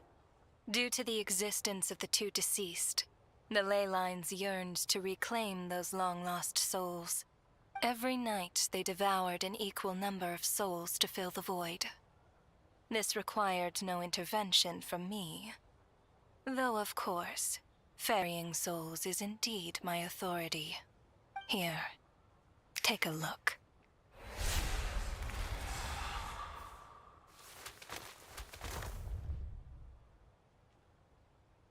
What are you doing? That takes care of today's too. Don't get so worked up.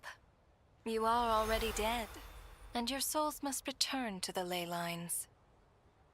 I know we're already dead. You murdered us, didn't you? Murdered? No.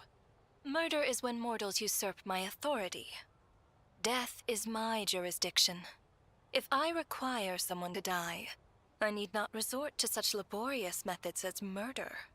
You simply met the criteria to trigger my curse of death. I know about the curse of immortality. So there's another death-related curse too? You cursed us? When? And why would you do such a thing? So often, humans pray to me, begging to know when their death will come, and what form it will take. But few people ask why. If you must have an answer, know that death comes simply because one's time has come.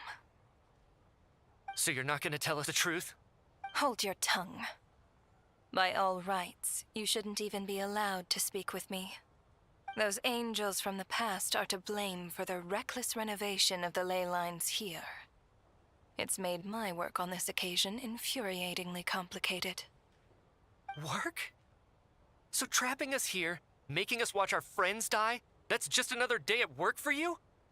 You clearly have a lot of questions. Fine.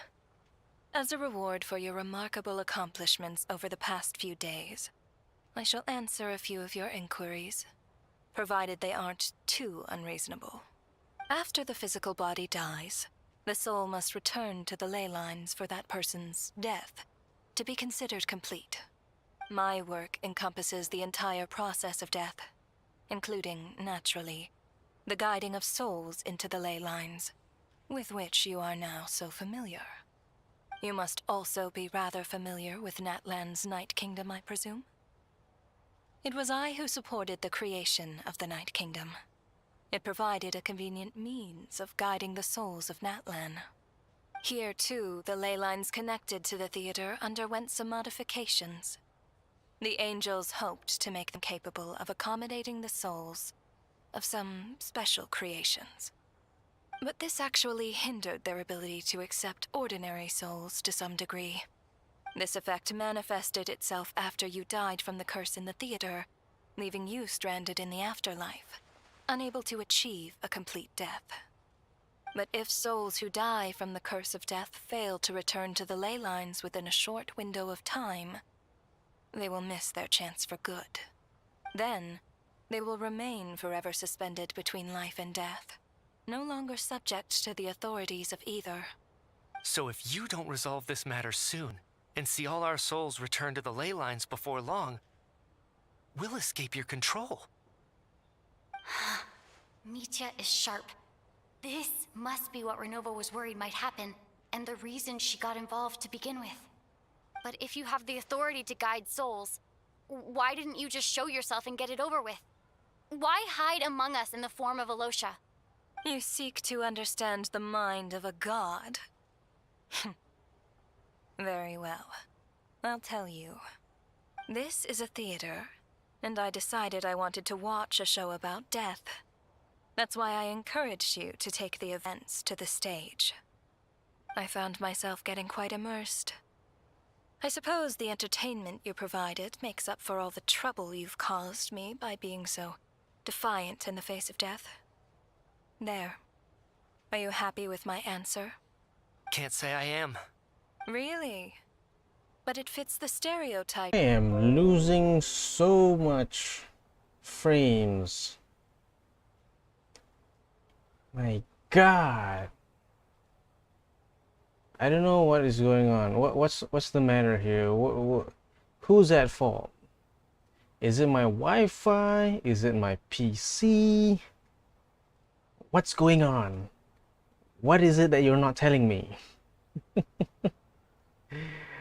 Oh my God. Sometimes sometimes the stream's okay, sometimes it's not okay. What the fuck are you doing? Work with me.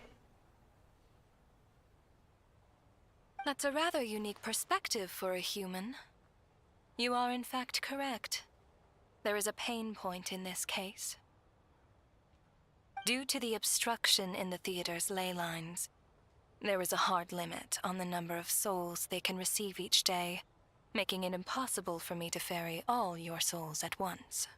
Revealing my identity too soon would inevitably have led to futile resistance, and there was a risk that any souls who chose to run would disappear. Then there was the issue of the 2 lost souls you called the deceased. The way you resolved that quandary was all part of my design. That's what I don't understand. If all of us were souls of the dead, what made their presence among us special?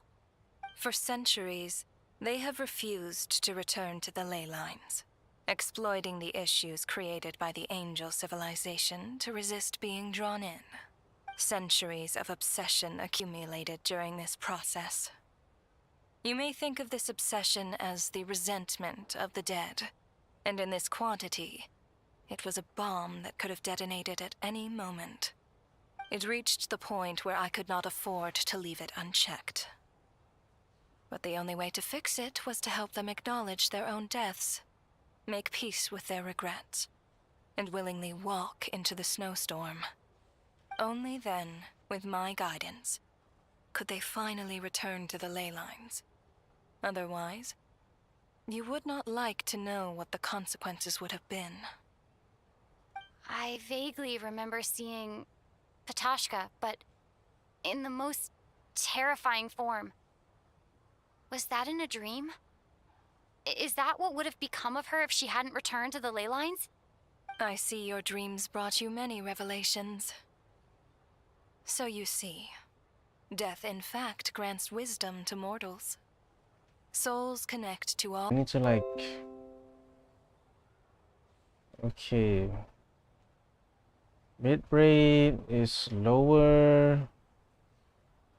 Bitrate is lower than we can.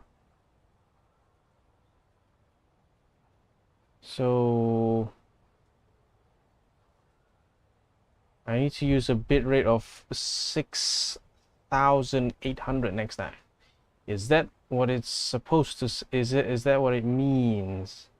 So next time when I'm streaming, I'm gonna put my bitrate to 6,800 kilobytes per second then. Okay. Maybe I'll do that. That is more of an angel's role. It was something I could not resolve directly using my authority, so I decided it was easier to leave the bomb defusal to you. Meanwhile, of course, their presence caused the souls of other members of your party to return to the ley lines each night. From where I stand, that was killing two birds with one stone.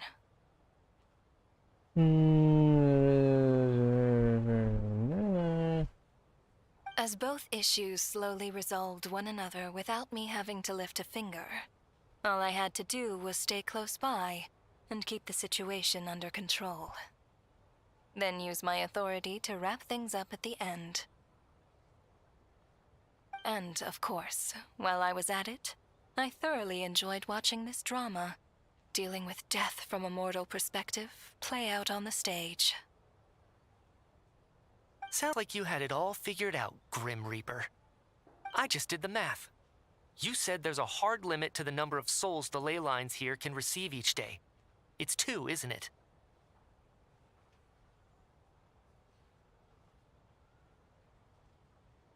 That much is obvious, even to a fool. It's time to review this whole affair. If the ley lines can only take in 2 people per day, I need to go over the deaths from these past few days again.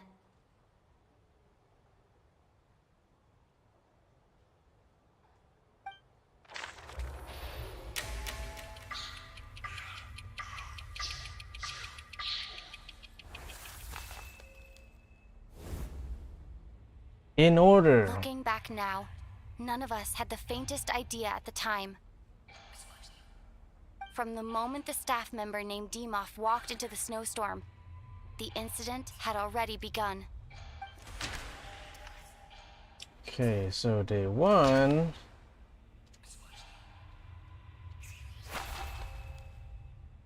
No. Let me go over this again. Oh, Lucia. Aloja was the second to walk into the snowstorm after Dimov to investigate. During this process, the ruler of death assumed his identity, making him one of the victims.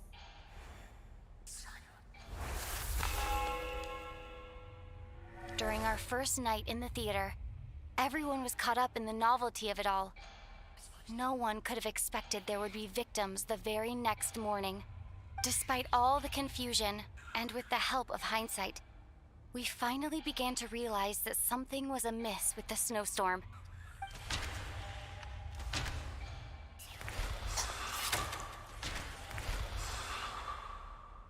The ley lines devoured Torgov and Sobolova on the first night.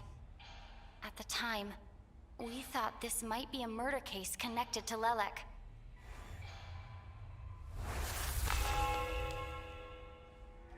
Odette and I spoke a lot that night. 3 people were on watch, but in the morning, we discovered that someone had fallen victim all the same.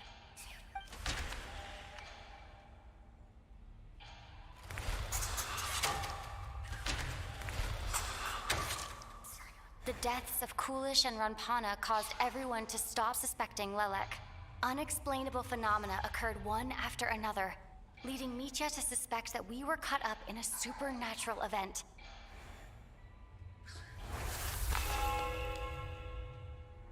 Later, we discovered that there seemed to be an extra person among us, and subsequently discovered the existence of the deceased.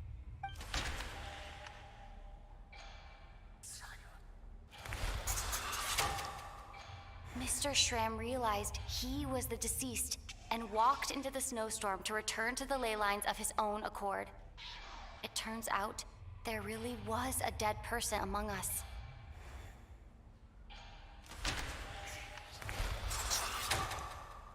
We thought it was all over, but Mr. Valeri's death was a rude awakening for everyone. Once again, the ley lines consumed him during the night. A lot happened today. Mr. Valeri's death led us to discover the connection between the number of deceased and the number of victims during the night.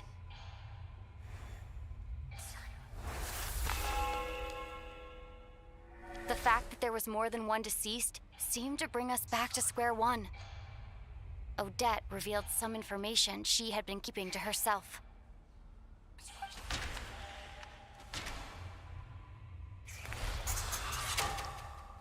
Vodyanitsa was swallowed by the ley lines in her sleep, but the requiem she sang before falling asleep was quite a game changer.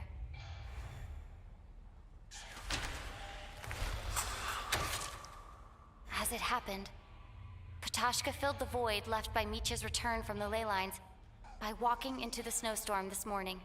The girl I thought was Child's sister, Tonya, turned out to be another of the theater's deceased. Come to think of it, Patashka was about to walk into the snowstorm at that time, and Renova, unaware that Mitya would return, was concerned that her soul would overflow from the ley lines.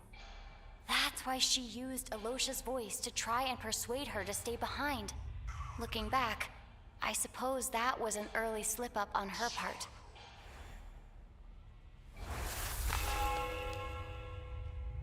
No one could have expected anyone who walked into the snowstorm to return. But just after nightfall, Mitya returned, bringing crucial information with him. Various truths began to surface, including that all of us were already dead, and that the ruler of death was here among us. Then, after revealing her true form, Renova callously claimed 2 souls.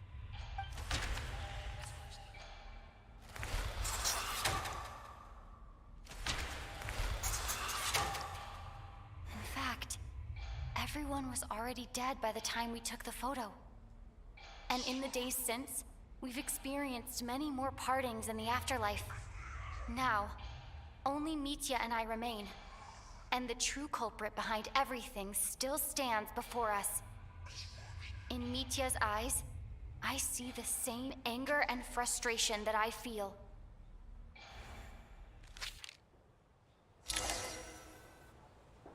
That covers everything. It's all clear now. Your work isn't finished here yet, is it? The Traveler and I are still standing here, safe and sound. The water imp's song threw things off a little, but it is of no consequence. The ley lines have already anchored your soul, and the first ray of light tomorrow morning will take you back.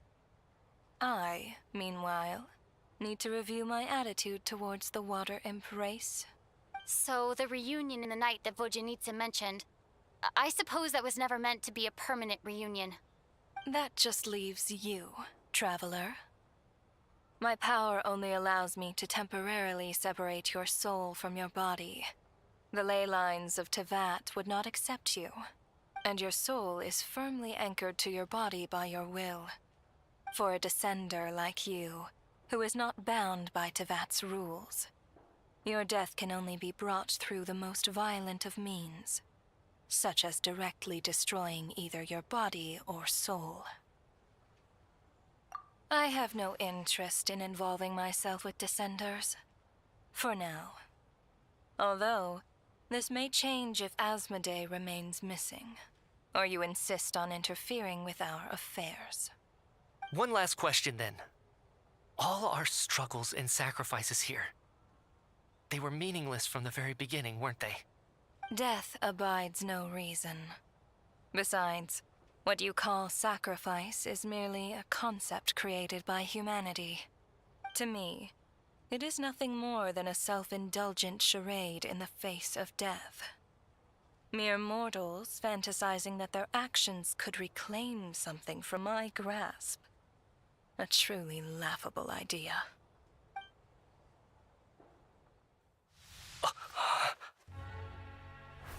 Grim Reaper, you really know how to get on my nerves.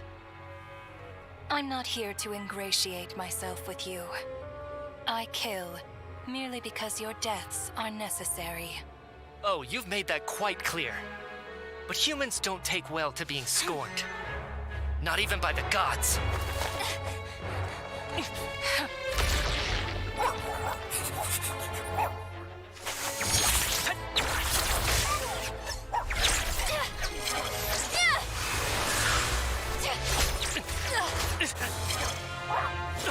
Hellhounds. What do you know? Hellhounds.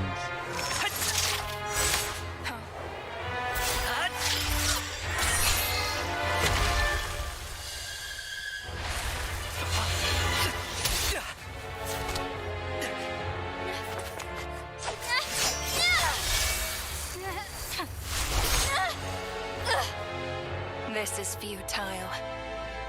You must know that you are powerless against me in my own domain. I suggest that you save your strength. For what? Maybe we can't change it. But if nothing else, we can at least teach you to have some respect for the dead. Audacious.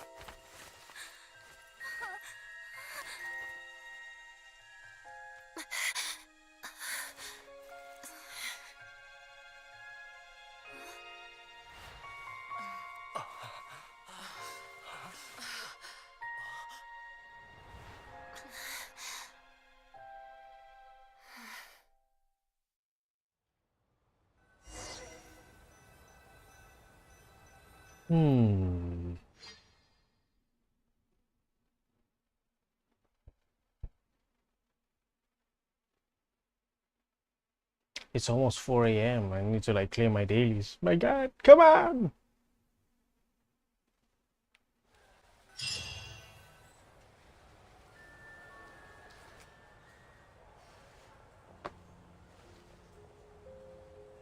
How are you holding up, Odette? What happened to me? How much do you remember? What do you mean? Is the performance over? I can't seem to recall what happened. Has Odette already forgotten?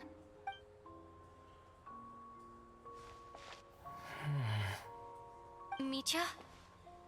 Hmm? Oh, I'm sorry. I guess I spaced out there for a second. Remind me who you are? Don't you remember anything? Yeah, I remember now, comrade. Looks like we guessed right. Just like me when Odette found me at the Armory Palace. For some reason, everyone killed by the ruler of death eventually came back to life. Just with one catch. They forgot what happened while they were dead. Odette and the others have already forgotten everything. Why were you able to remember this time? Could this be the reason? You said this is the ruler of death's symbol, right? I don't see anything there. You don't? Huh. Okay, I guess that makes sense. I carved this into my hand in the afterlife, so it's not visible in the physical world. Does that mean I carved this symbol into my soul? What an unsettling thought. Still, at least I get to remember what happened. I suppose it's a blessing in disguise. What about you, though? The ruler of death mentioned that you're a descender?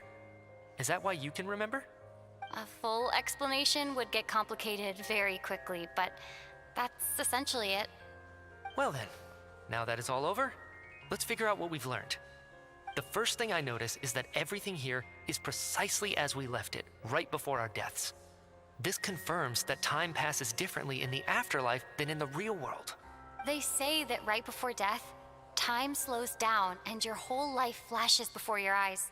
That must be how you know you have one foot in the afterlife by that point. Anyway, clearly the few days we spent in the afterlife probably only amounted to a few short minutes in the real world. This also aligns with previous reports of widespread temporary memory loss among the Armory Palace personnel. Now it seems likely that those were all brief deaths caused by the Grim Reaper's so-called curse of death. To those unaware of the truth, dying and coming back to life must feel similar to a short bout of catatonia. This leaves me with a couple big questions. What are the conditions that trigger this so-called curse of death? And why are we resurrected after we die? If nothing else, I think it shows that killing us wasn't her ultimate goal. We still don't know her true reasons for subjecting us to death. Right. This time only got complicated because of the situation with the theater's ley lines. That's why she had to approach it differently. If the previous incidents of amnesia among the researchers are anything to go by, killing us is usually a pretty routine matter.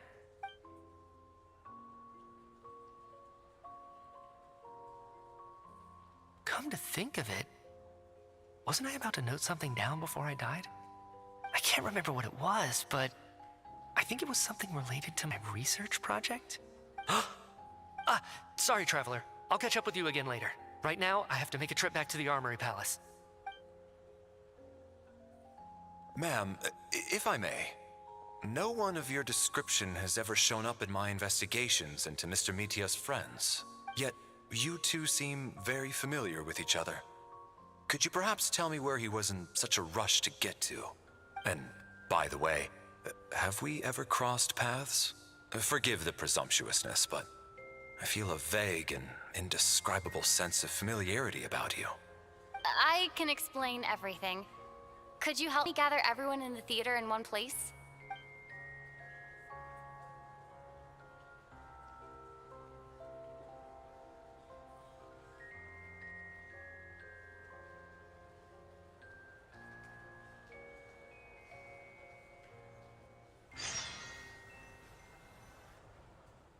Wow. Wow, wow, wow. Wowie, wow, wow. So we all became playthings of death itself. So Chuganov really is going to shut down the factory. I guess this theater incident actually did us some good after all. So, you said I promised to take you to the Armory Palace while we were in the afterlife, yes? I believe you. I think I even have a vague memory of it. Agreed. Let's check in on her first. The whole reason for our trip to the Armory Palace anyway is to figure out what's going on with her health.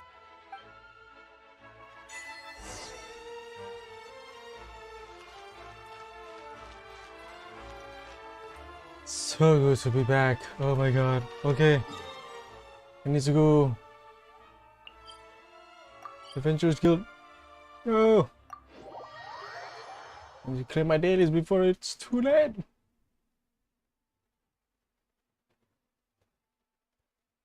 It's also like the beginning of a new week. Monday. Ad Astra Ebisosk. Thank you for completing today's commissions. Thank you. Okay, do I have enough time to do some unrelated things? Okay. These things. Weekly quests.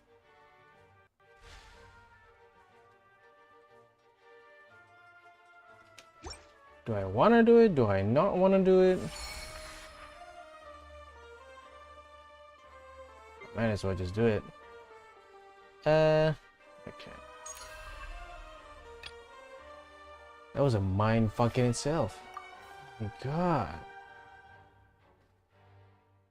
That took like 4 fucking hours. Maybe it was because I was like really invested in the story and I was like trying to piece things together, even though like, you know, I knew what was gonna happen, or at least like I can see like, okay, where is it? Sorry. Okay, start. Basically like, okay, Renova is basically taking, where is it? Aloysia's place basically, or like possessing him or some way. But no, it wasn't her possessing him, but it was just her, you know, like using him as a puppet, but he was already dead or something like that. I'm like, fuck. And here I thought like, oh, maybe like she's like kind of like a psychopath or something. Okay, so it's a cryopolar user. A 5-star cryopolar user. Is it Escoffier? I have a feeling that it's Escoffier. No, okay, it's not Escoffier.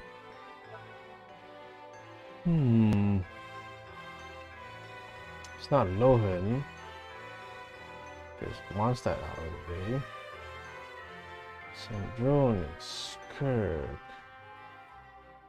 I believe Odette uses a sword. I don't think she uses a polearm. I know. Shun her. Shun her is also one. Is it Shun her? It's Shun her! Yes!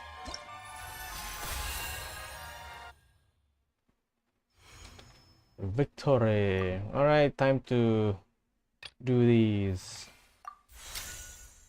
Not sure how many more. I need to like do 5, I think. I think I have to like do 5 of those. So, okay.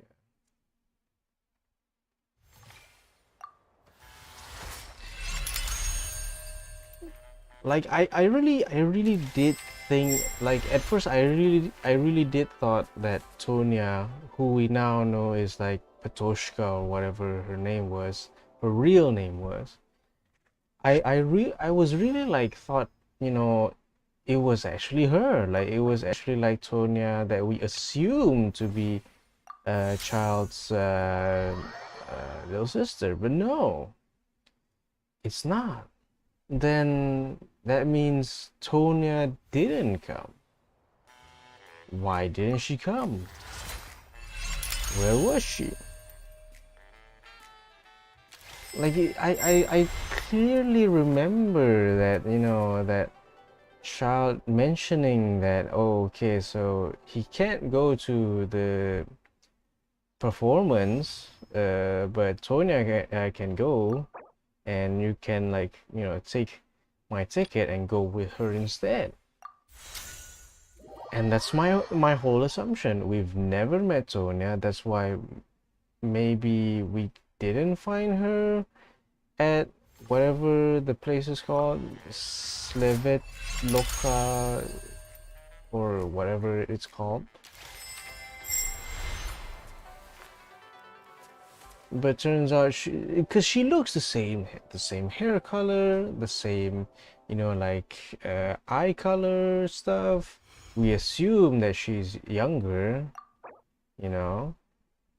So 1, 2, 3, 4. We assume that she would be younger, but no.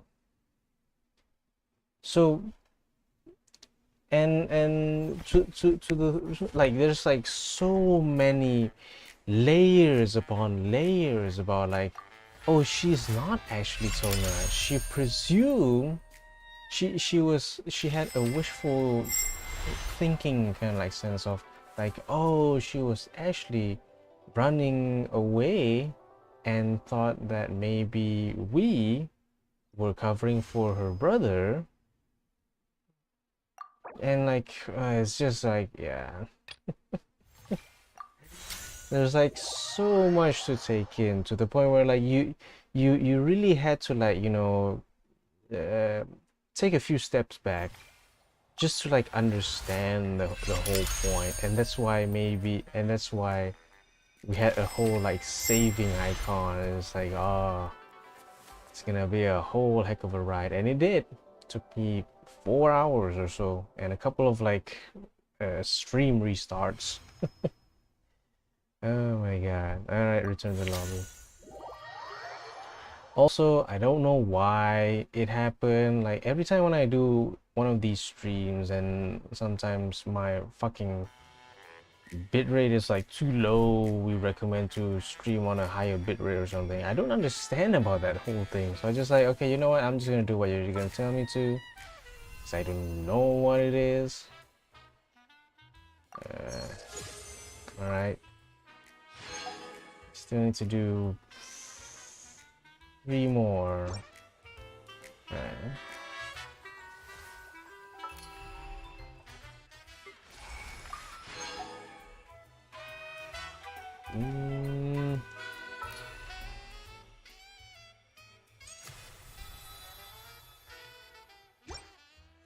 Collection. Okay, so 1, 2, 3, 4, 5. So from here.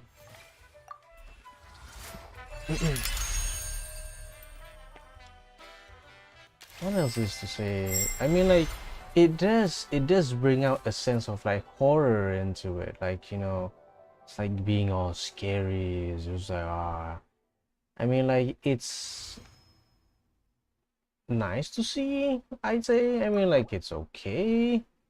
Did I feel scared? Not as much, I'd say. I mean, there's no like blood or anything, but we still had like to deal with like some sort of like psychotic, I don't know, it's like what is her end goal? What is her end goal? Like, both of them, what are their end goals? Renova, the ruler of death, what's her story in all of this? The Tsaritsa, what's her point in all this? At least now we know why. Is because like all her children, or at least like all of her, like, you know, descendants, is it descendants? I don't know, basically died, you know, because of the gods, because of the heavenly principles. And now, what is it about Renova that, you know, like, we still don't fully understand? Why is she being the villain in all of it? Why is she being the villain in all of this? I don't know. I don't understand. I want to keep going though. I want to keep going. We just have to see. I don't know how much of the Archon quest we have left, but I feel like I want to like continue. Like, I really want to continue playing. But because it's almost 4 a.m. where I'm sitting, might be time. Might be time to take a break. Have a Kit Kat. 3 minutes left. Alright, claim on. Nailed it. Alright, let's go back. Return to Tibet.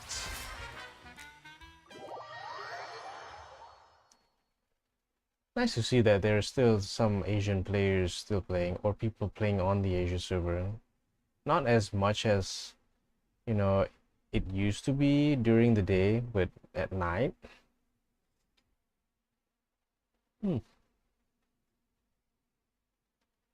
Right. So how is what are we doing? Okay, we're gonna go and meet up Paimon. Let's go. Let us go. I should feed my horse while I'm at it. Okay.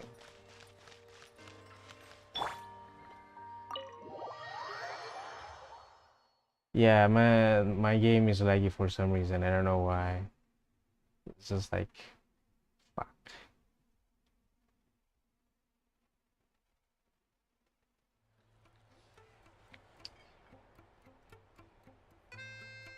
I'm finally back.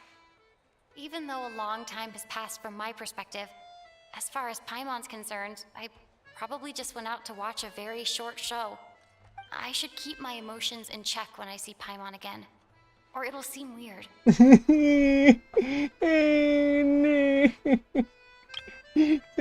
Paimon, I miss you. Wait. The atmosphere here feels off. Shh. Stay quiet. Let's go inside and take a look. Have we still not been able to notify Child yet? We need new orders. What if that person comes back again? I'm so sorry.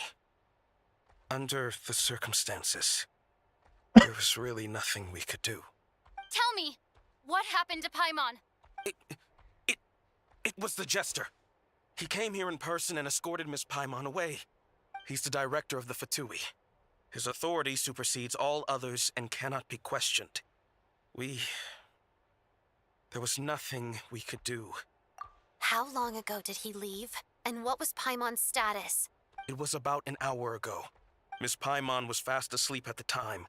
The Jester simply walked off with her as if it was only natural. I assure you, he absolutely did not use any force. Do you know where they went? The Armory Palace, most likely. Lord Piero, the Jester, has been overseeing the experiments there lately, keeping a close eye on their progress. Everyone in the Fatui has heard about it by now. I'm surprised he came in person. Whatever his reason for taking Paimon, he'll most likely return to the Armory Palace first, which is exactly where we were headed anyway. Then lead the way, Odette. Okay, let's go.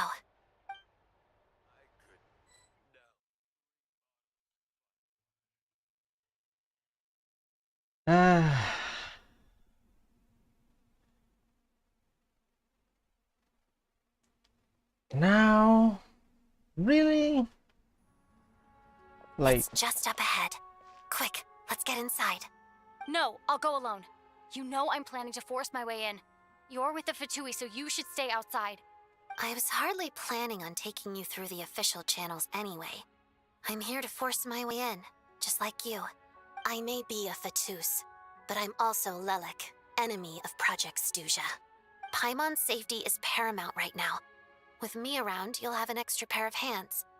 There might be devices inside that are easier for an insider to deal with. If you say so. Let's go. There's no time to hesitate. let's go, let's go. Let's go, let's go. Chop, chop. The fuck? Oh, can I change? Ah, fuck.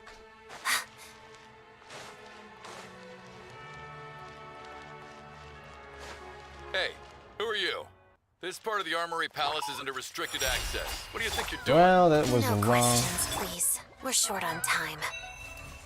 On the light shine bright. Together. That's it.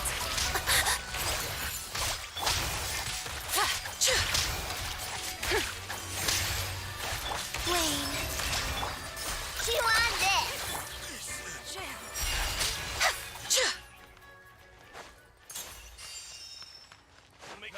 Lofty wisdom will show us the way! Smite the dust!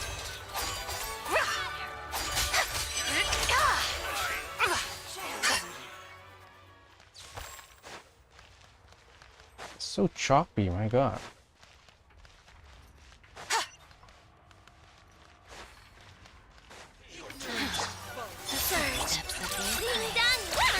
Go get him, Aiden! Shadow me. Crystalline Adagio.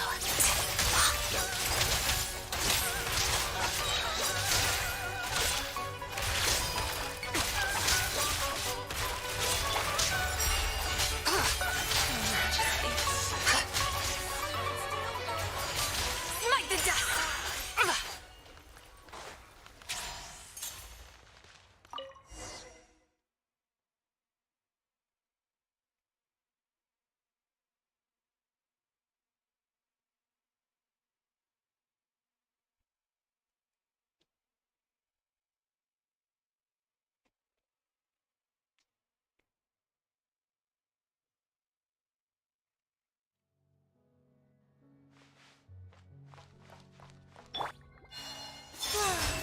Do you have a pass? Where are you coming from? So, you're intruders, huh? Don't blame me for what happens next!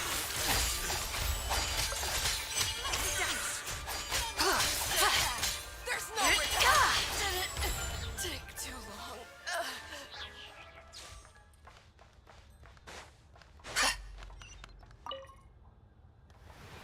The Armory Palace is hidden this deep My in. god, it's so dark. This place is much bigger than I imagined.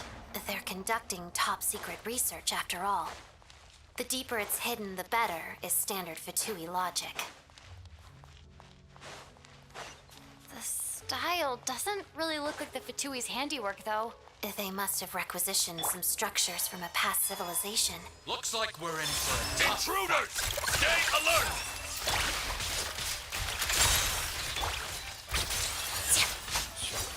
Harada.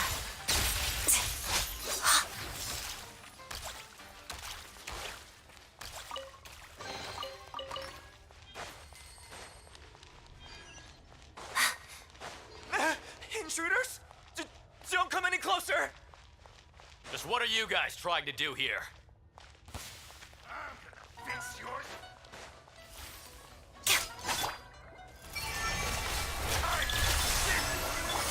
Go! Ding dong!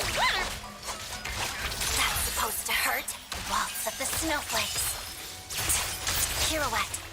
No one interferes with a jester's work!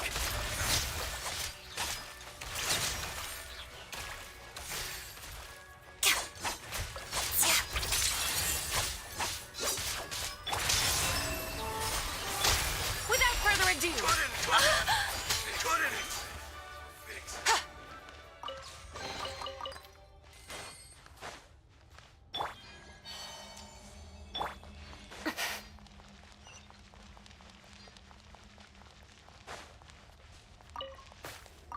Lol.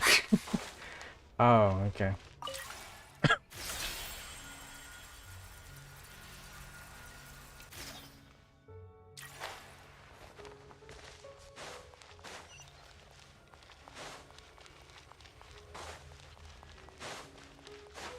Looks like no one's guarding this place. There's something off about that decoration over there. Look out!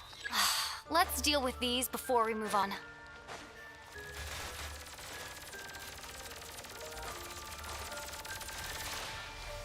Together. Harada.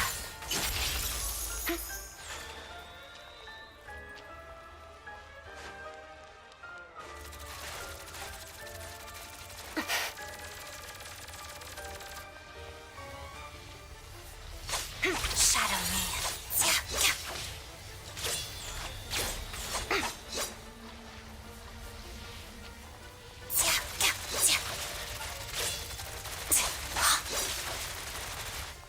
the hell?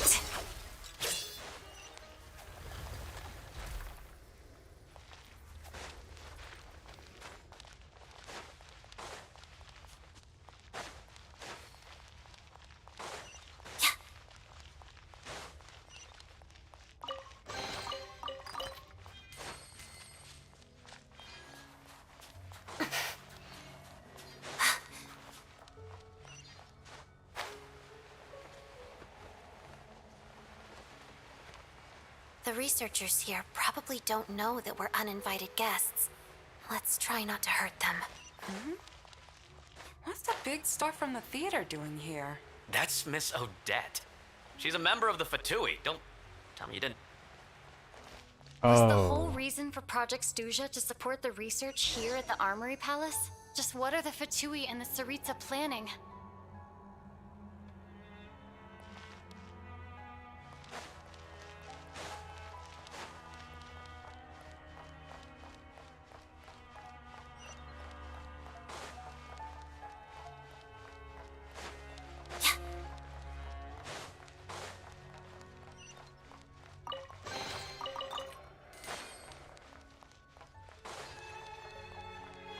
Whoa! Who are you? Never seen you around here before.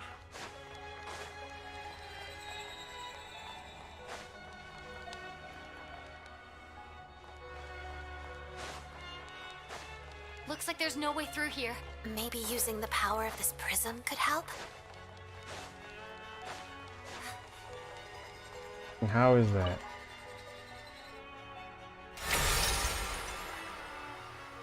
I think I see some images. It's the prism's power at play, causing images of the past to reappear, albeit only as illusion. Paimon and the Jester? Is this another scene from the past? Yes. It looks quite old, though. I don't think it happened in the recent past.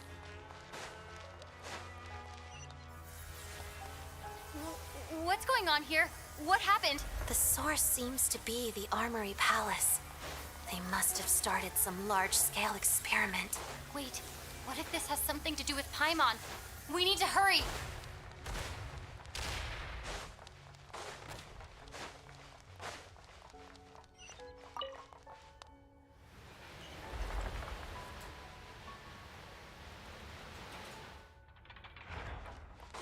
We're almost there. The Armory Palace is just up ahead. Paimon, please be okay. I'm just gonna avoid everything.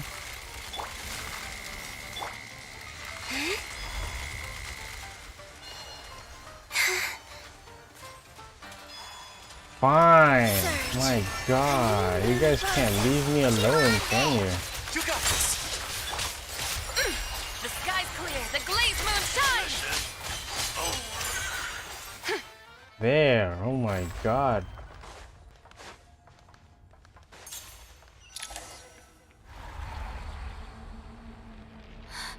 What's going on? Wait, I remember this feeling. It's the curse of death.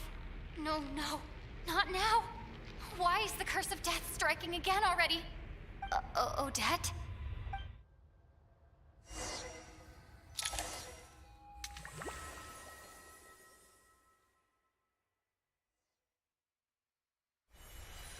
Is this the afterlife again? I need to find a way back to reality. Is that Odette's core Ignis? Could that be what just woke me up?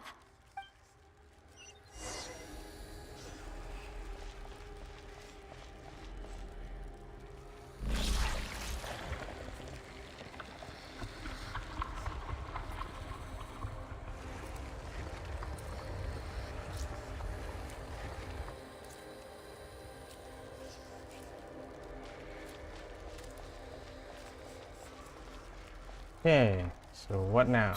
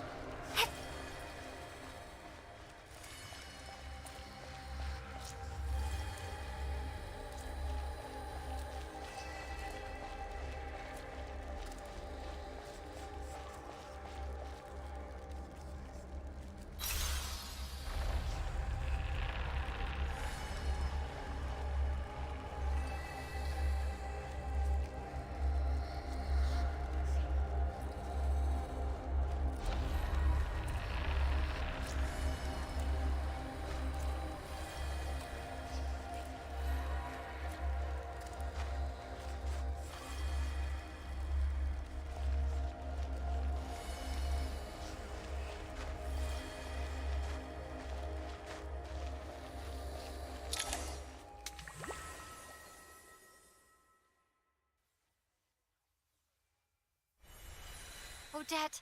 Odette! No signs of life, but past experience says that she should be resurrected before too long. Right? Did Odette intentionally use her core Ignis to guide my soul?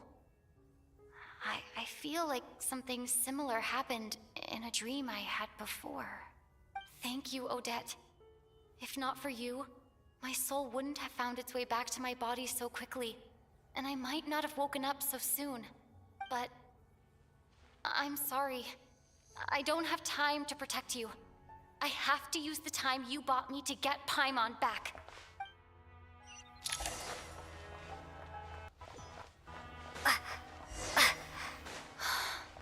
Sure enough, everyone here has been affected. Paimon! Paimon! No, wait. Paimon probably didn't escape Renova's curse either. She won't be able to respond to me right now. I'll have to find her myself. Where? In dark.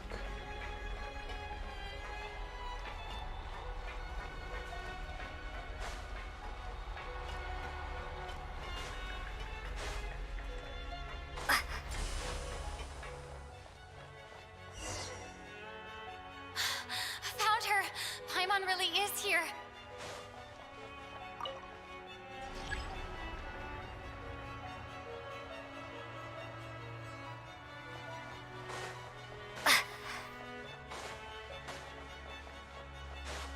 Mitya! Is this the laboratory he works in? What happened here to trigger the curse of death again so soon?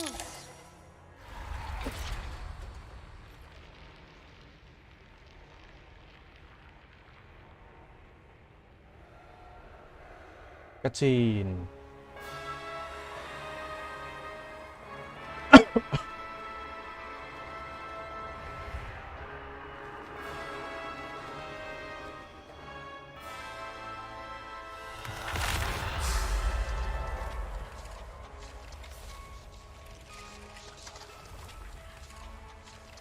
You don't learn, do you? You've already been involved in one mass death, and now you show up at the scene of another. This might have passed for a coincidence the first time, but a second time?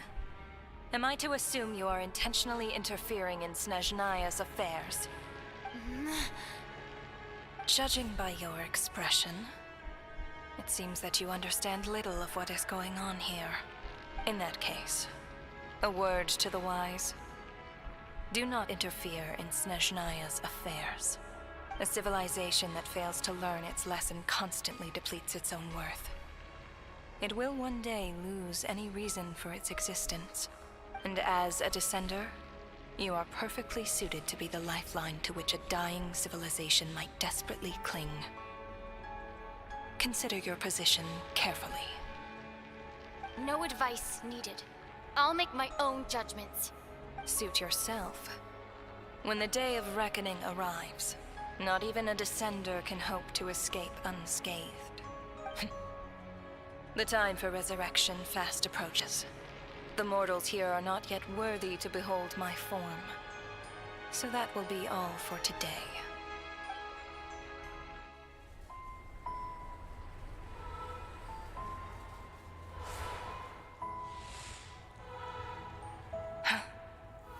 That thing is coming with me.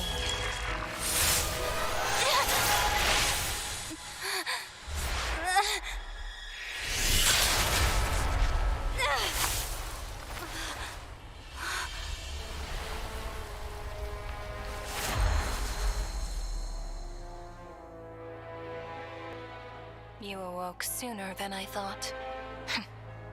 The curse of immortality is stubborn. Unable to enter the ley lines, yet not content to remain a spirit. Ruler of death, what do you want? You perplex me. Both you and you. That thing may be a creation of Celestia, but it possesses none of Celestia's power, let alone authority. Your obsession with it baffles me. No matter, the resurrection will soon begin. It's worthless anyway. I'll reclaim it next time.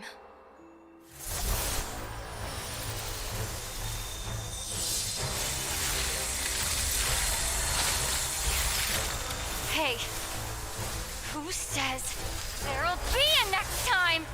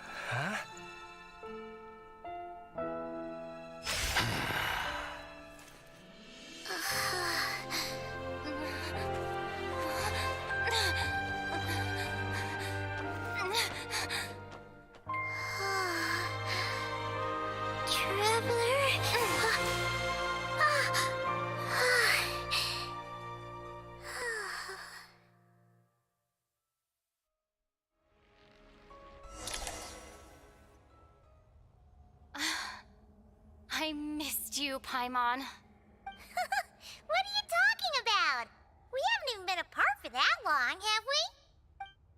It was different this time. You seem to be in pretty good shape. Yeah, Paimon's back in tip-top condition. It's the weirdest thing. Paimon fell asleep earlier, and when she woke up, she found herself here. The jester and that guy talking to him used some kind of energy on Paimon, and she could kind of feel it canceling out that other thing that was making her feel unwell. So, Mitya helped too? Apologies for leaving in such a hurry at the theater earlier. I was in a rush to verify some theories. Rest assured that your companion is perfectly safe. We reversed the effects that the experimental energy had on her. The jester specifically instructed me to do so. I suppose this is our first official meeting, Traveler. I could not let Paimon suffer in her condition for a moment longer, and so I simply took her without explanation. I hope you do not mind. But why would a big shot like you care about what happens to Paimon? As I said when you first arrived in Snezhnaya, we once spent some time together in the distant past. Oh yeah, you did mention that. And Paimon did think you seemed strangely familiar the first time we met. I'm afraid the reminiscing will have to wait. Mitya, let us continue with the report. What conclusions, if any, did you reach from conducting the final experiment of our energy research ahead of schedule? The good news is, my hypothesis regarding the Ruler of Death has been verified. As for the bad news, I recommend we suspend the experiments and Project Mistleton until further notice. Currently, we have no means with which to make a breakthrough. I say this purely as a scientist, guided by reason alone. I will trust your judgment. We shall put the project on hold until the Ruler of Death has been eliminated. Wait, what are you guys talking about? You want to get rid of Renova? Like, how? By killing her? By whatever means necessary, so long as it removes the threat she poses to us. Until then, everything we do will be in vain. After what just happened, I've ascertained Renova's goal. Or rather, the trigger condition for the Curse of Death. Okay, let's hear it. What she's doing is blocking Snezhnaya's technological progress, preventing us from possessing any means with which to threaten the heavenly principles. Just like the little lapdog she is. So, any ideas, research, or experiments that lead to technological progress can trigger the curse. Just now, for instance, I was set to launch a final phase energy experiment ahead of schedule. If the experiment was successful, we could have achieved a crucial breakthrough. As expected, though, the moment the experiment began, all the researchers, technicians, and witnesses died from the curse. All that effort, not to mention the energy and materials we relied on Project Stuja to gather for us, went to waste. In the end, nothing was gained. Does that mean something similar happened when we were at the theater? That's right. During the performance, I thought of an important breakthrough regarding the experiment, and wound up dragging everyone into this. So the nature of the curse seems to be something like, when moments of technological progress occur, all life in the vicinity is taken away. What a violent method! Of course, that meant the curse was normally limited to the Armory Palace. Since outsiders are forbidden from entering, this mass death phenomenon went unnoticed, until Odette came along. I believe she was the first witness. The curse of death was triggered just before she infiltrated the Armory Palace that day. But you mentioned something about a final stage experiment. Doesn't that mean you've actually made some progress? That's right. Even with the gods locking certain key components out of reach, humanity can still advance technology in incremental steps accumulated over time. But, as I'm sure Renova anticipated, even incremental progress has its limits. A point where the truth you're seeking must be put to the test in an experiment. You mean the experiment you were just about to do? Yes, we were at a critical juncture, a moment where the quantitative was about to translate into fundamental qualitative change. With this single experiment, we could have brought everything we've worked for to fruition. But now, after already being forced to fumble around in the dark all this time, it feels like we've truly hit an impenetrable wall. As long as Renova's curse of death persists, we won't be able to advance the experiment or obtain any results. And with Project Stuja having been in effect all this time, at our nation's current strength, repeated trial and error is simply unsustainable. Only by eliminating Renova first will it be possible to continue advancing our plans. But she's the ruler of death! She can just kill whoever she wants, right? That's gotta be the scariest power ever! Is it even possible to beat her? We'll see. But one thing's for sure. She definitely can't just do whatever she wants. The best proof of that is me, standing here, very much alive. You're saying... Wouldn't it be easier to just kill all of us researchers for good? Why resurrect us over and over again? Why let us advance our technology to this point? So, you're saying even the ruler of death has limitations we don't know about? Exactly. And I think that's where the key to our breakthrough lies. Regardless, the ruler of death has always been an obstacle we must overcome. Indeed, we must face life, death, time, and space. After all, our goal is the heavenly principles. The Fatui want to challenge the heavenly principles? For a long time, I've had a vague suspicion the Fatui and the Tsaritsa were targeting the heavenly principles. But hearing the Jester admit it is still a shock. No wonder the Tsaritsa's goal has always been kept a secret from the people. What kind of road will that lead Snezhnaya down? In that case... Lord Jester, I would like to request some leave. I'd like some time to organize my thoughts and go over the data. Granted. Get some rest, put the experiment out of your mind, and take care that the curse of death doesn't affect any civilians.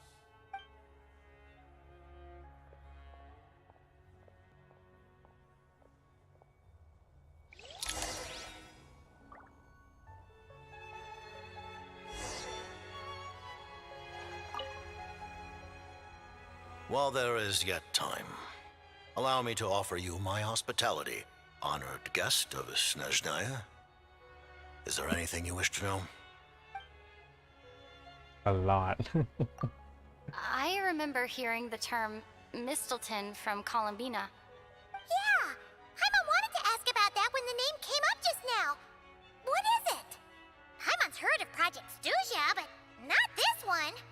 As you know, Project Stuja is a series of measures enacted to consolidate our nation's resources, the greater purpose of which is to serve Project Mistleton. Many of the things you have encountered thus far are essentially for the advancement of that project. This includes the Kuvaki Experimental Design Bureau in Notdry. Researching Kuvaki was merely a facade. Its core objective was to use local resources and research findings to build Mistleton itself. And that's a weapon built for the final battle against the Heavenly Principles, isn't it? Huh? How did you know that? I was given some intel, and I made some deductions. Wait. You must mean that thing over there. Oh, Paimon's gotta take a closer look at this thing. Especially after you guys sent so many people to Notdry to work on it. Kuvaki alone will not break through Celestia's defenses, let alone challenge the Heavenly Principles. The Heavenly Principles are no doubt accustomed to combating the power of the Light Realm, and elemental energy is simply the power of the human realm, converted to that form by the Heavenly Principles themselves. Any attempt to use this power against its creator would be a futile endeavor. For now, therefore, we have set our sights on the form of energy associated with the Third Descender and the Stellar Linchpins. This may hold the potential to allow Mistleton to contend with the Heavenly Principles. You could say that by reverse engineering the Stellar Linchpins to extract the energy within, we have obtained a source of anti-Celestia energy. The Kuvaki Experimental Design Bureau, Project Stuja, and the new energy experiments. Huh. So, Project Mistleton is what ties it all together. And it looks like your plan is almost complete. No wonder the Ruler of Death came after you. Her Majesty the Tsaritsa has embarked upon an expedition to vanquish a monster. Were it not for this, I imagine she would have been delighted to grant you an audience. Seems like the powers that be in Snezhnaya don't intend to hold my past conflicts with the Fatui against me. The Harbingers have been granted significant autonomy in retrieving the Gnosis. But by the same token, they do not completely represent Snezhnaya's official stance. You read my mind. Speaking of the Gnosis, Paimon's been dying to ask this question since forever. Why exactly does the Tsaritsa want to collect them? Is it something to do with the fight against the Heavenly Principles? The Gnosis will undoubtedly serve as a key bargaining chip when she confronts the Heavenly Principles. Beyond that, you had best ask the Tsaritsa herself. I am not sure if this information is mine to disclose. What do you mean, not sure? Don't you make the rules? You're the highest-ranking Harbinger! Ugh, never mind. Taking on the Heavenly Principles is something most people wouldn't even entertain in their wildest fantasies. Why is the Tsaritsa so fixated on this? In Tevat today, civilization is nothing but an illusion. Something whose very existence can be negated at any moment. Our civilization may very well be destroyed in the struggle, but as things stand, the Heavenly Principles could choose to negate our existence on a passing whim. And we must not sit back and accept that fate. Only by changing the state of affairs, only by overthrowing the Heavenly Principles, can our civilization truly be said to have taken root. Otherwise, the fate of the people of Conria and Hyperborea is a cycle doomed to repeat itself. Accepting potential destruction in return for getting to control your own fate. Furthermore, perhaps this is still somewhat difficult for you to understand. Are you aware that all the rules of this world are made up of curses. Huh?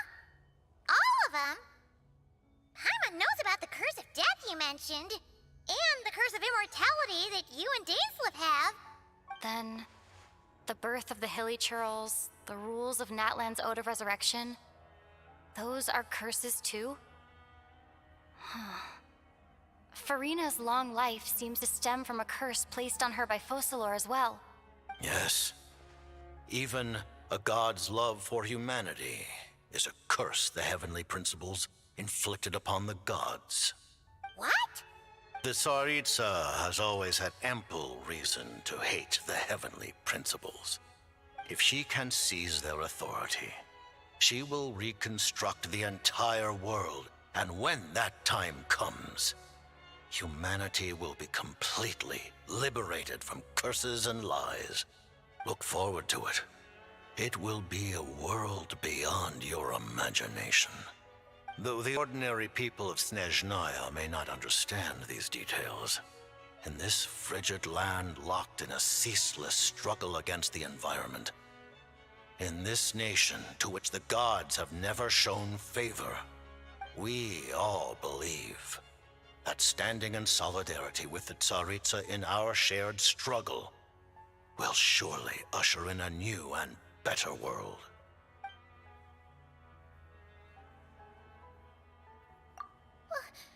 Paimon really doesn't remember. He's basically a stranger. You've got to believe Paimon. Allow me to explain.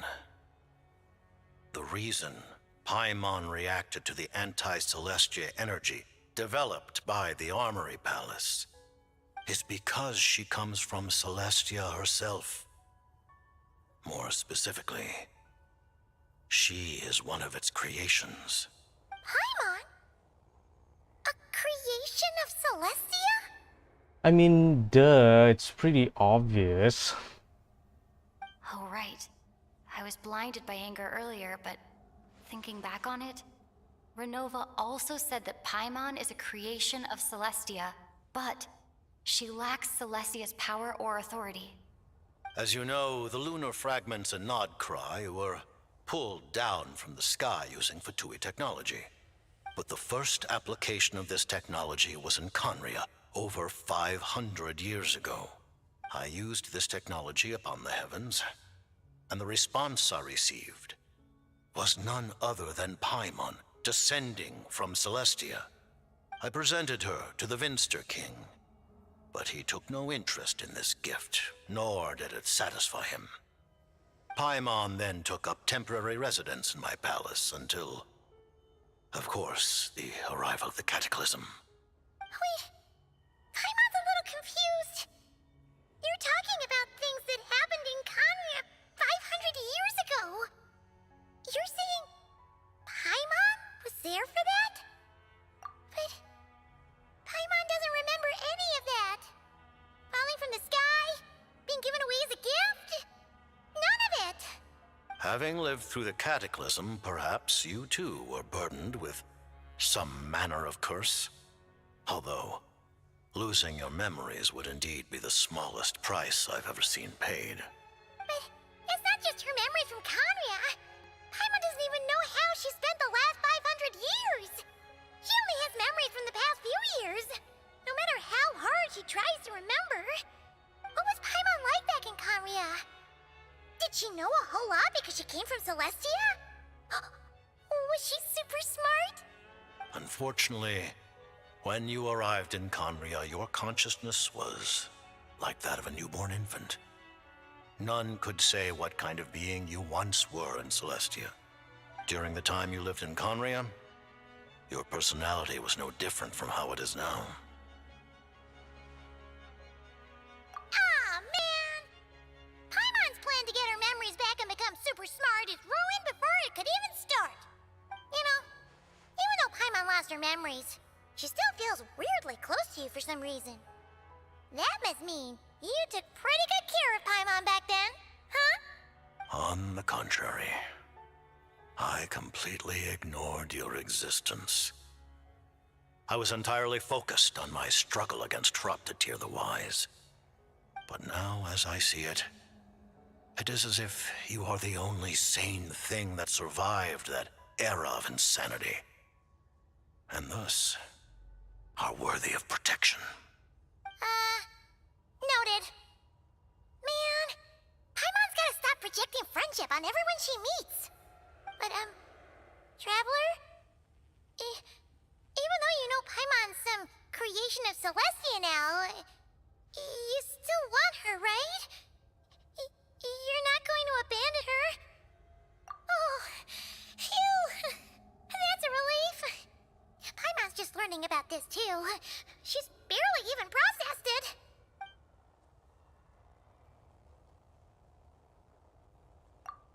Thank you for telling me so much. I'm a bit surprised, honestly. I didn't expect you to be quite so transparent with me. Given the circumstances, the Fatui need not hide anything from our allies. Allies? To advance Project Mistleton, we must first resolve our issue with the Ruler of Death.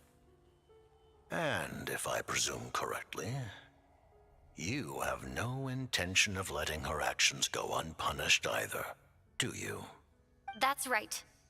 Ever since she said she intends to reclaim Paimon when we next meet, I figured reconciliation was out of the question. Against an opponent of this caliber, deliberating over our allegiances would waste time we do not have.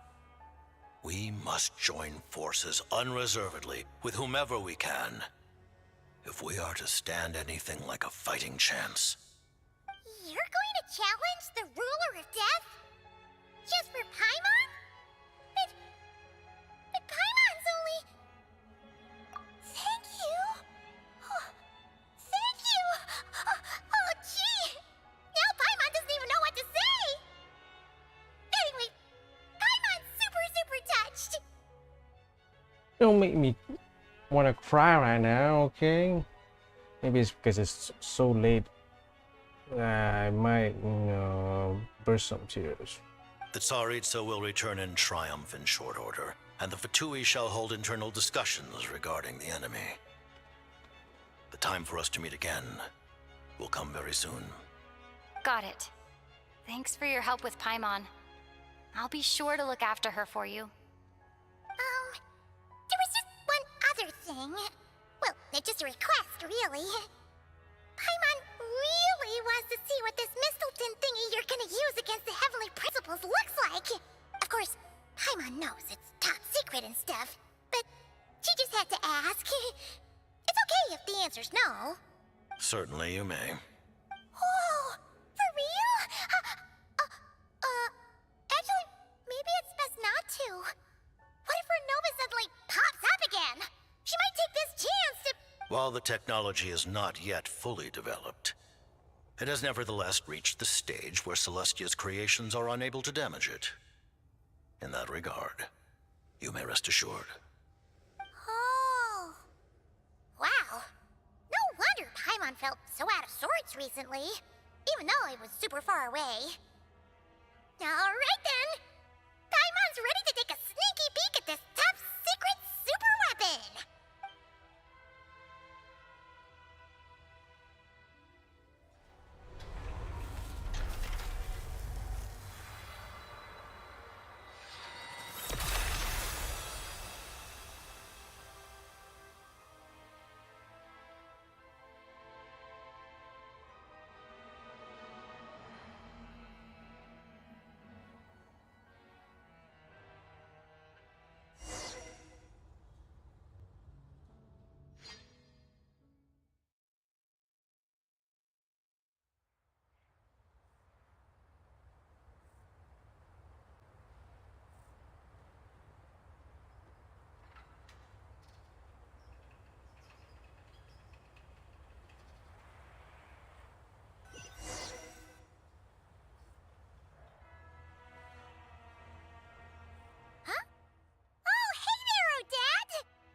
Paimon? You're okay. Thank goodness. You look well. Have you recovered? Long story short, yep, Paimon's all better. What are you doing here? Were you waiting for us? That's right. When I woke up, I wanted to go in after you, but the guards had woken up as well. It would have been tough to take them on alone, and there was no easy way to sneak past them. So I returned the way I came and waited for you here. It was thanks to you that my soul found its way back to my body so quickly. Thank you. Huh. That actually worked? Nice. I just figured I'd try my luck when that ominous feeling struck me. Really, you should be thanking this thing instead. So we should be thanking Rosaline then. Anyway, and now that things here are all taken care of, I have other things I should get back to.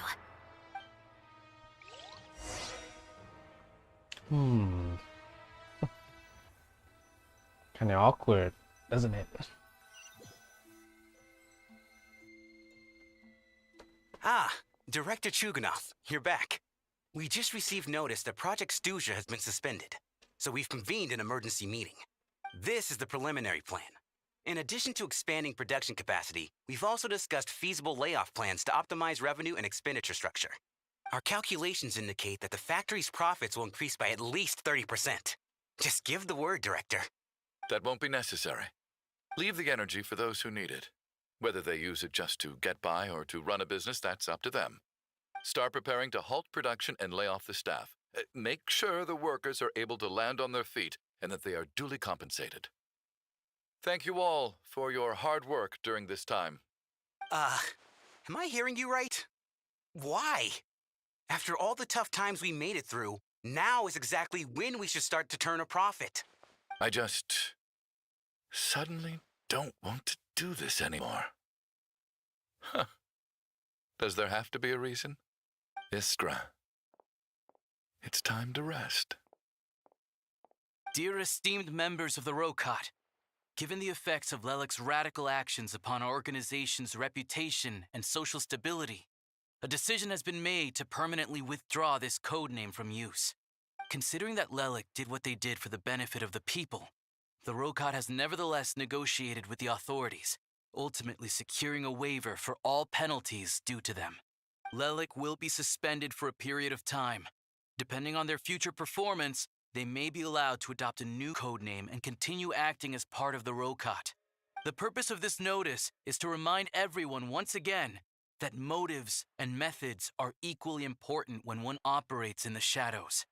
Even with Project Stuja's suspension and our interim operational victory, we must guard against complacency and rashness and work to consolidate the progress we have made so far. We act only for the greater glory and solidarity of our nation. May the aurora shine ever on, and the tundra always stand firm. We act only for the greater glory and solidarity of our nation. May the aurora shine ever on, and the tundra always stand firm. Looks like it's finally over. You mean for us? Just thinking out loud. I've never seen the Snezhnegrad Vecha so lively before.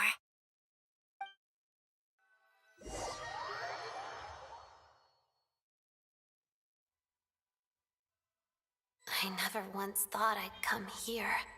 Are we really But I going to? understand everything now, Rosaline.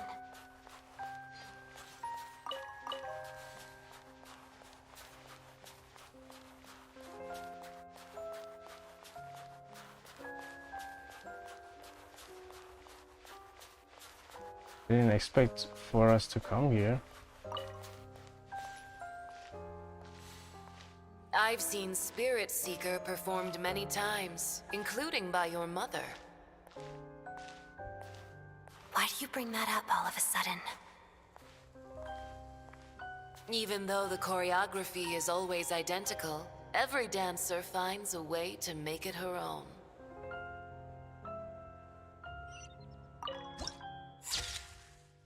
We're frozen.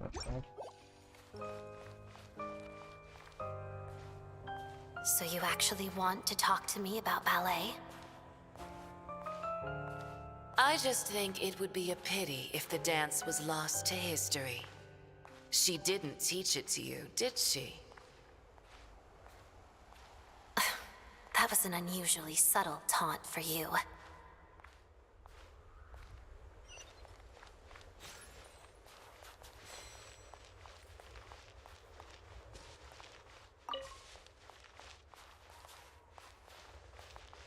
Yeah. We embraced one another on the snow-swept plains, melting the ruthlessness of time. But when our bodies, in pieces, are cast to the winds, what of our love will remain behind?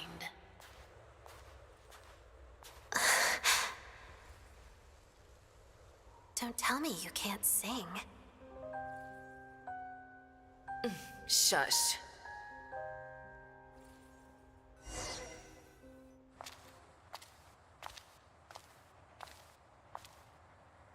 I understand her hatred. The Fatui robbed her of the life she should have had. I never opposed her dancing. Yet still I became an enemy of her ballet. I'll just keep my distance. Many despise me. I'm used to it. You're certainly not one to shy away from confrontation. But children, they need a different approach. I'm hardly the most maternal figure. Yet she is a child. In my experience, while a father commands authority, he must still yield to love. You should tell her what you think about her dancing.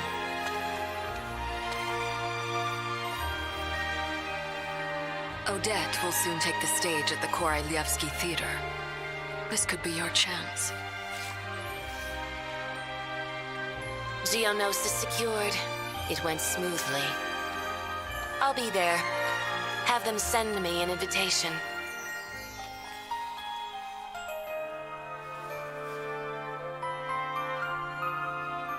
Sadly, things didn't work out. Her final words are inside that block of ice. This? Aren't these for monitoring her subordinates? Not yours. This one isn't her witch's flame, but my two worlds' flames. The two worlds' flames can burn away memories. It was my parting gift to Rosaline.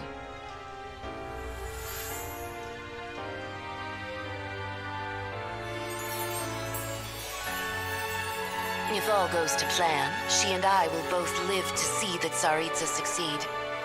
I believe she'll find peace. But if anything happens to me, she needn't follow in my footsteps. The cryo-energy will fade away in time. Then the two worlds' flames will burn away all memories of the Fatui. She'll be free to dance. She deserves this. I will handle the aftermath. The choice is yours, child.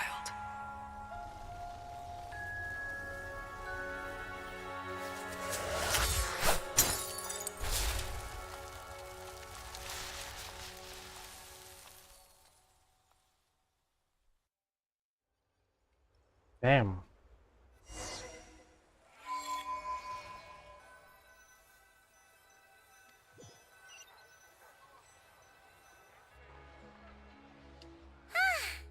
Fresh air at last!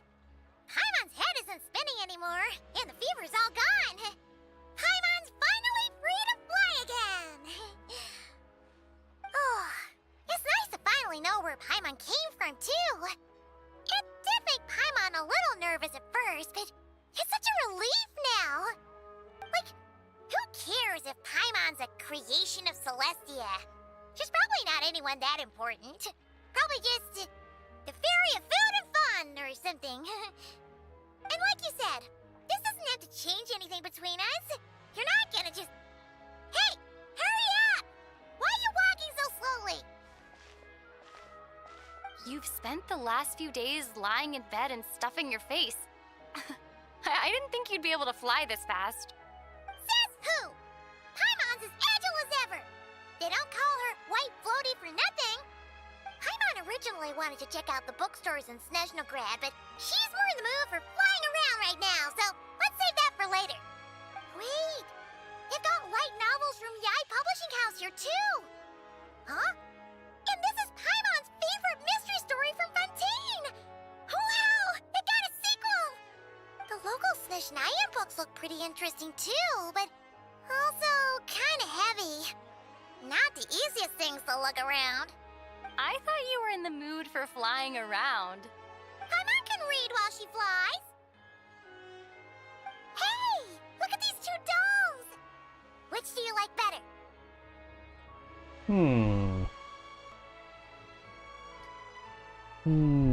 Fuck. I don't know why I did that. I don't know why I did that. Did I actually got that on camera? Oh my god. It's like, do I want on the right or do I want the left? You know what? I'm just gonna take the one on the left. Alright, boss, we'll take both. Paimon will have the other one. Oh, I thought we were only getting one. All right, fine, I'll pay. There you are. Thanks for visiting. Paimon will grab this and then... Huh? Huh? Huh?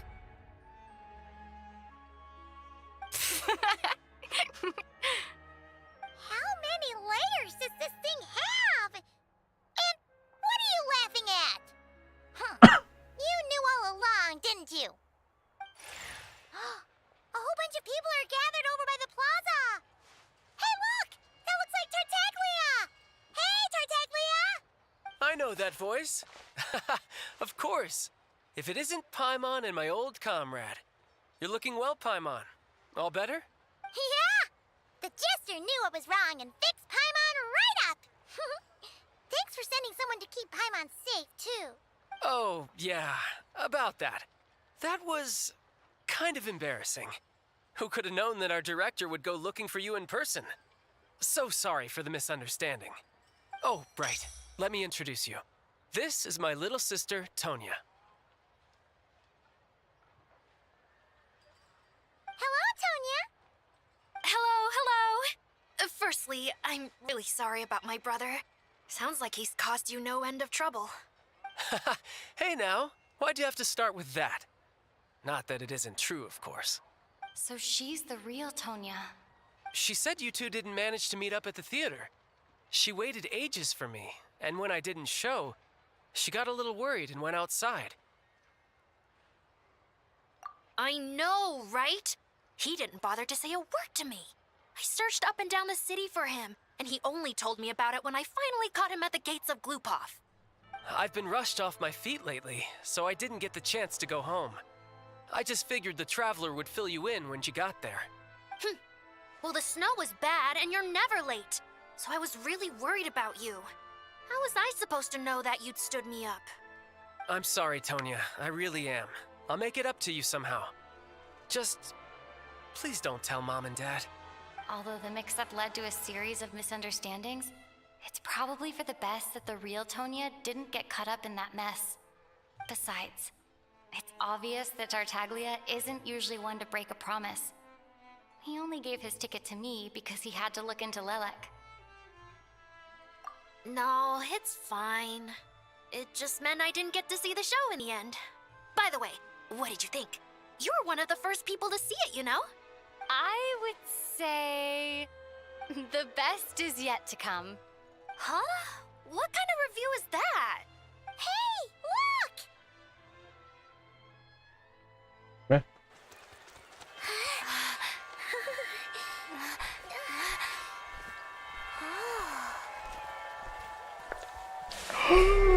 Isa!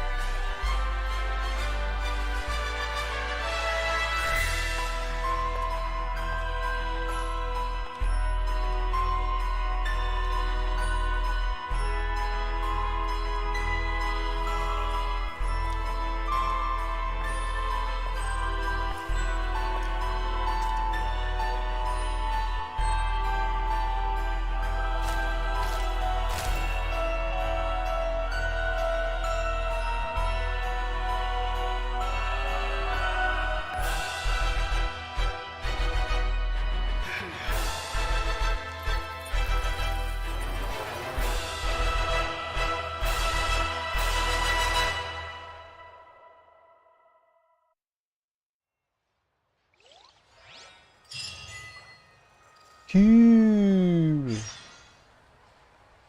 Special selection. There's more?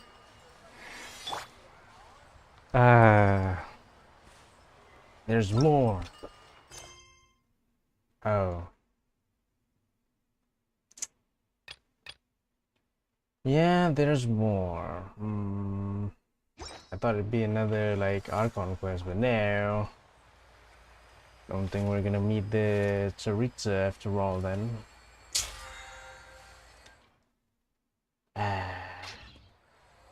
Anyway, it's a new day. It's a new day. Right. Oh.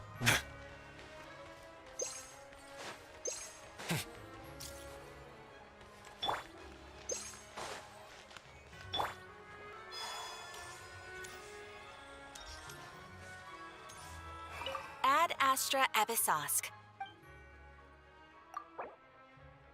Thank you for completing today's commissions. Here is your... Oops, sorry. I have done my dailies. Yes. So that's it. That is it.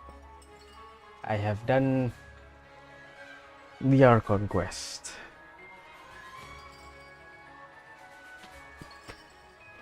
Oh, it took me 5 hours. It was worth it. I really did thought that it would be a bit longer, but yeah. We shall do the wedding quest, world quest soon. But for now, it is time for me to go. Thank you for anyone who's watching or watching like from like in the future. It's kind of weird. Anyways, always remember to seize the day, live your way, and always be the best versions of yourselves. Goodbye. I'm gonna take a rest now.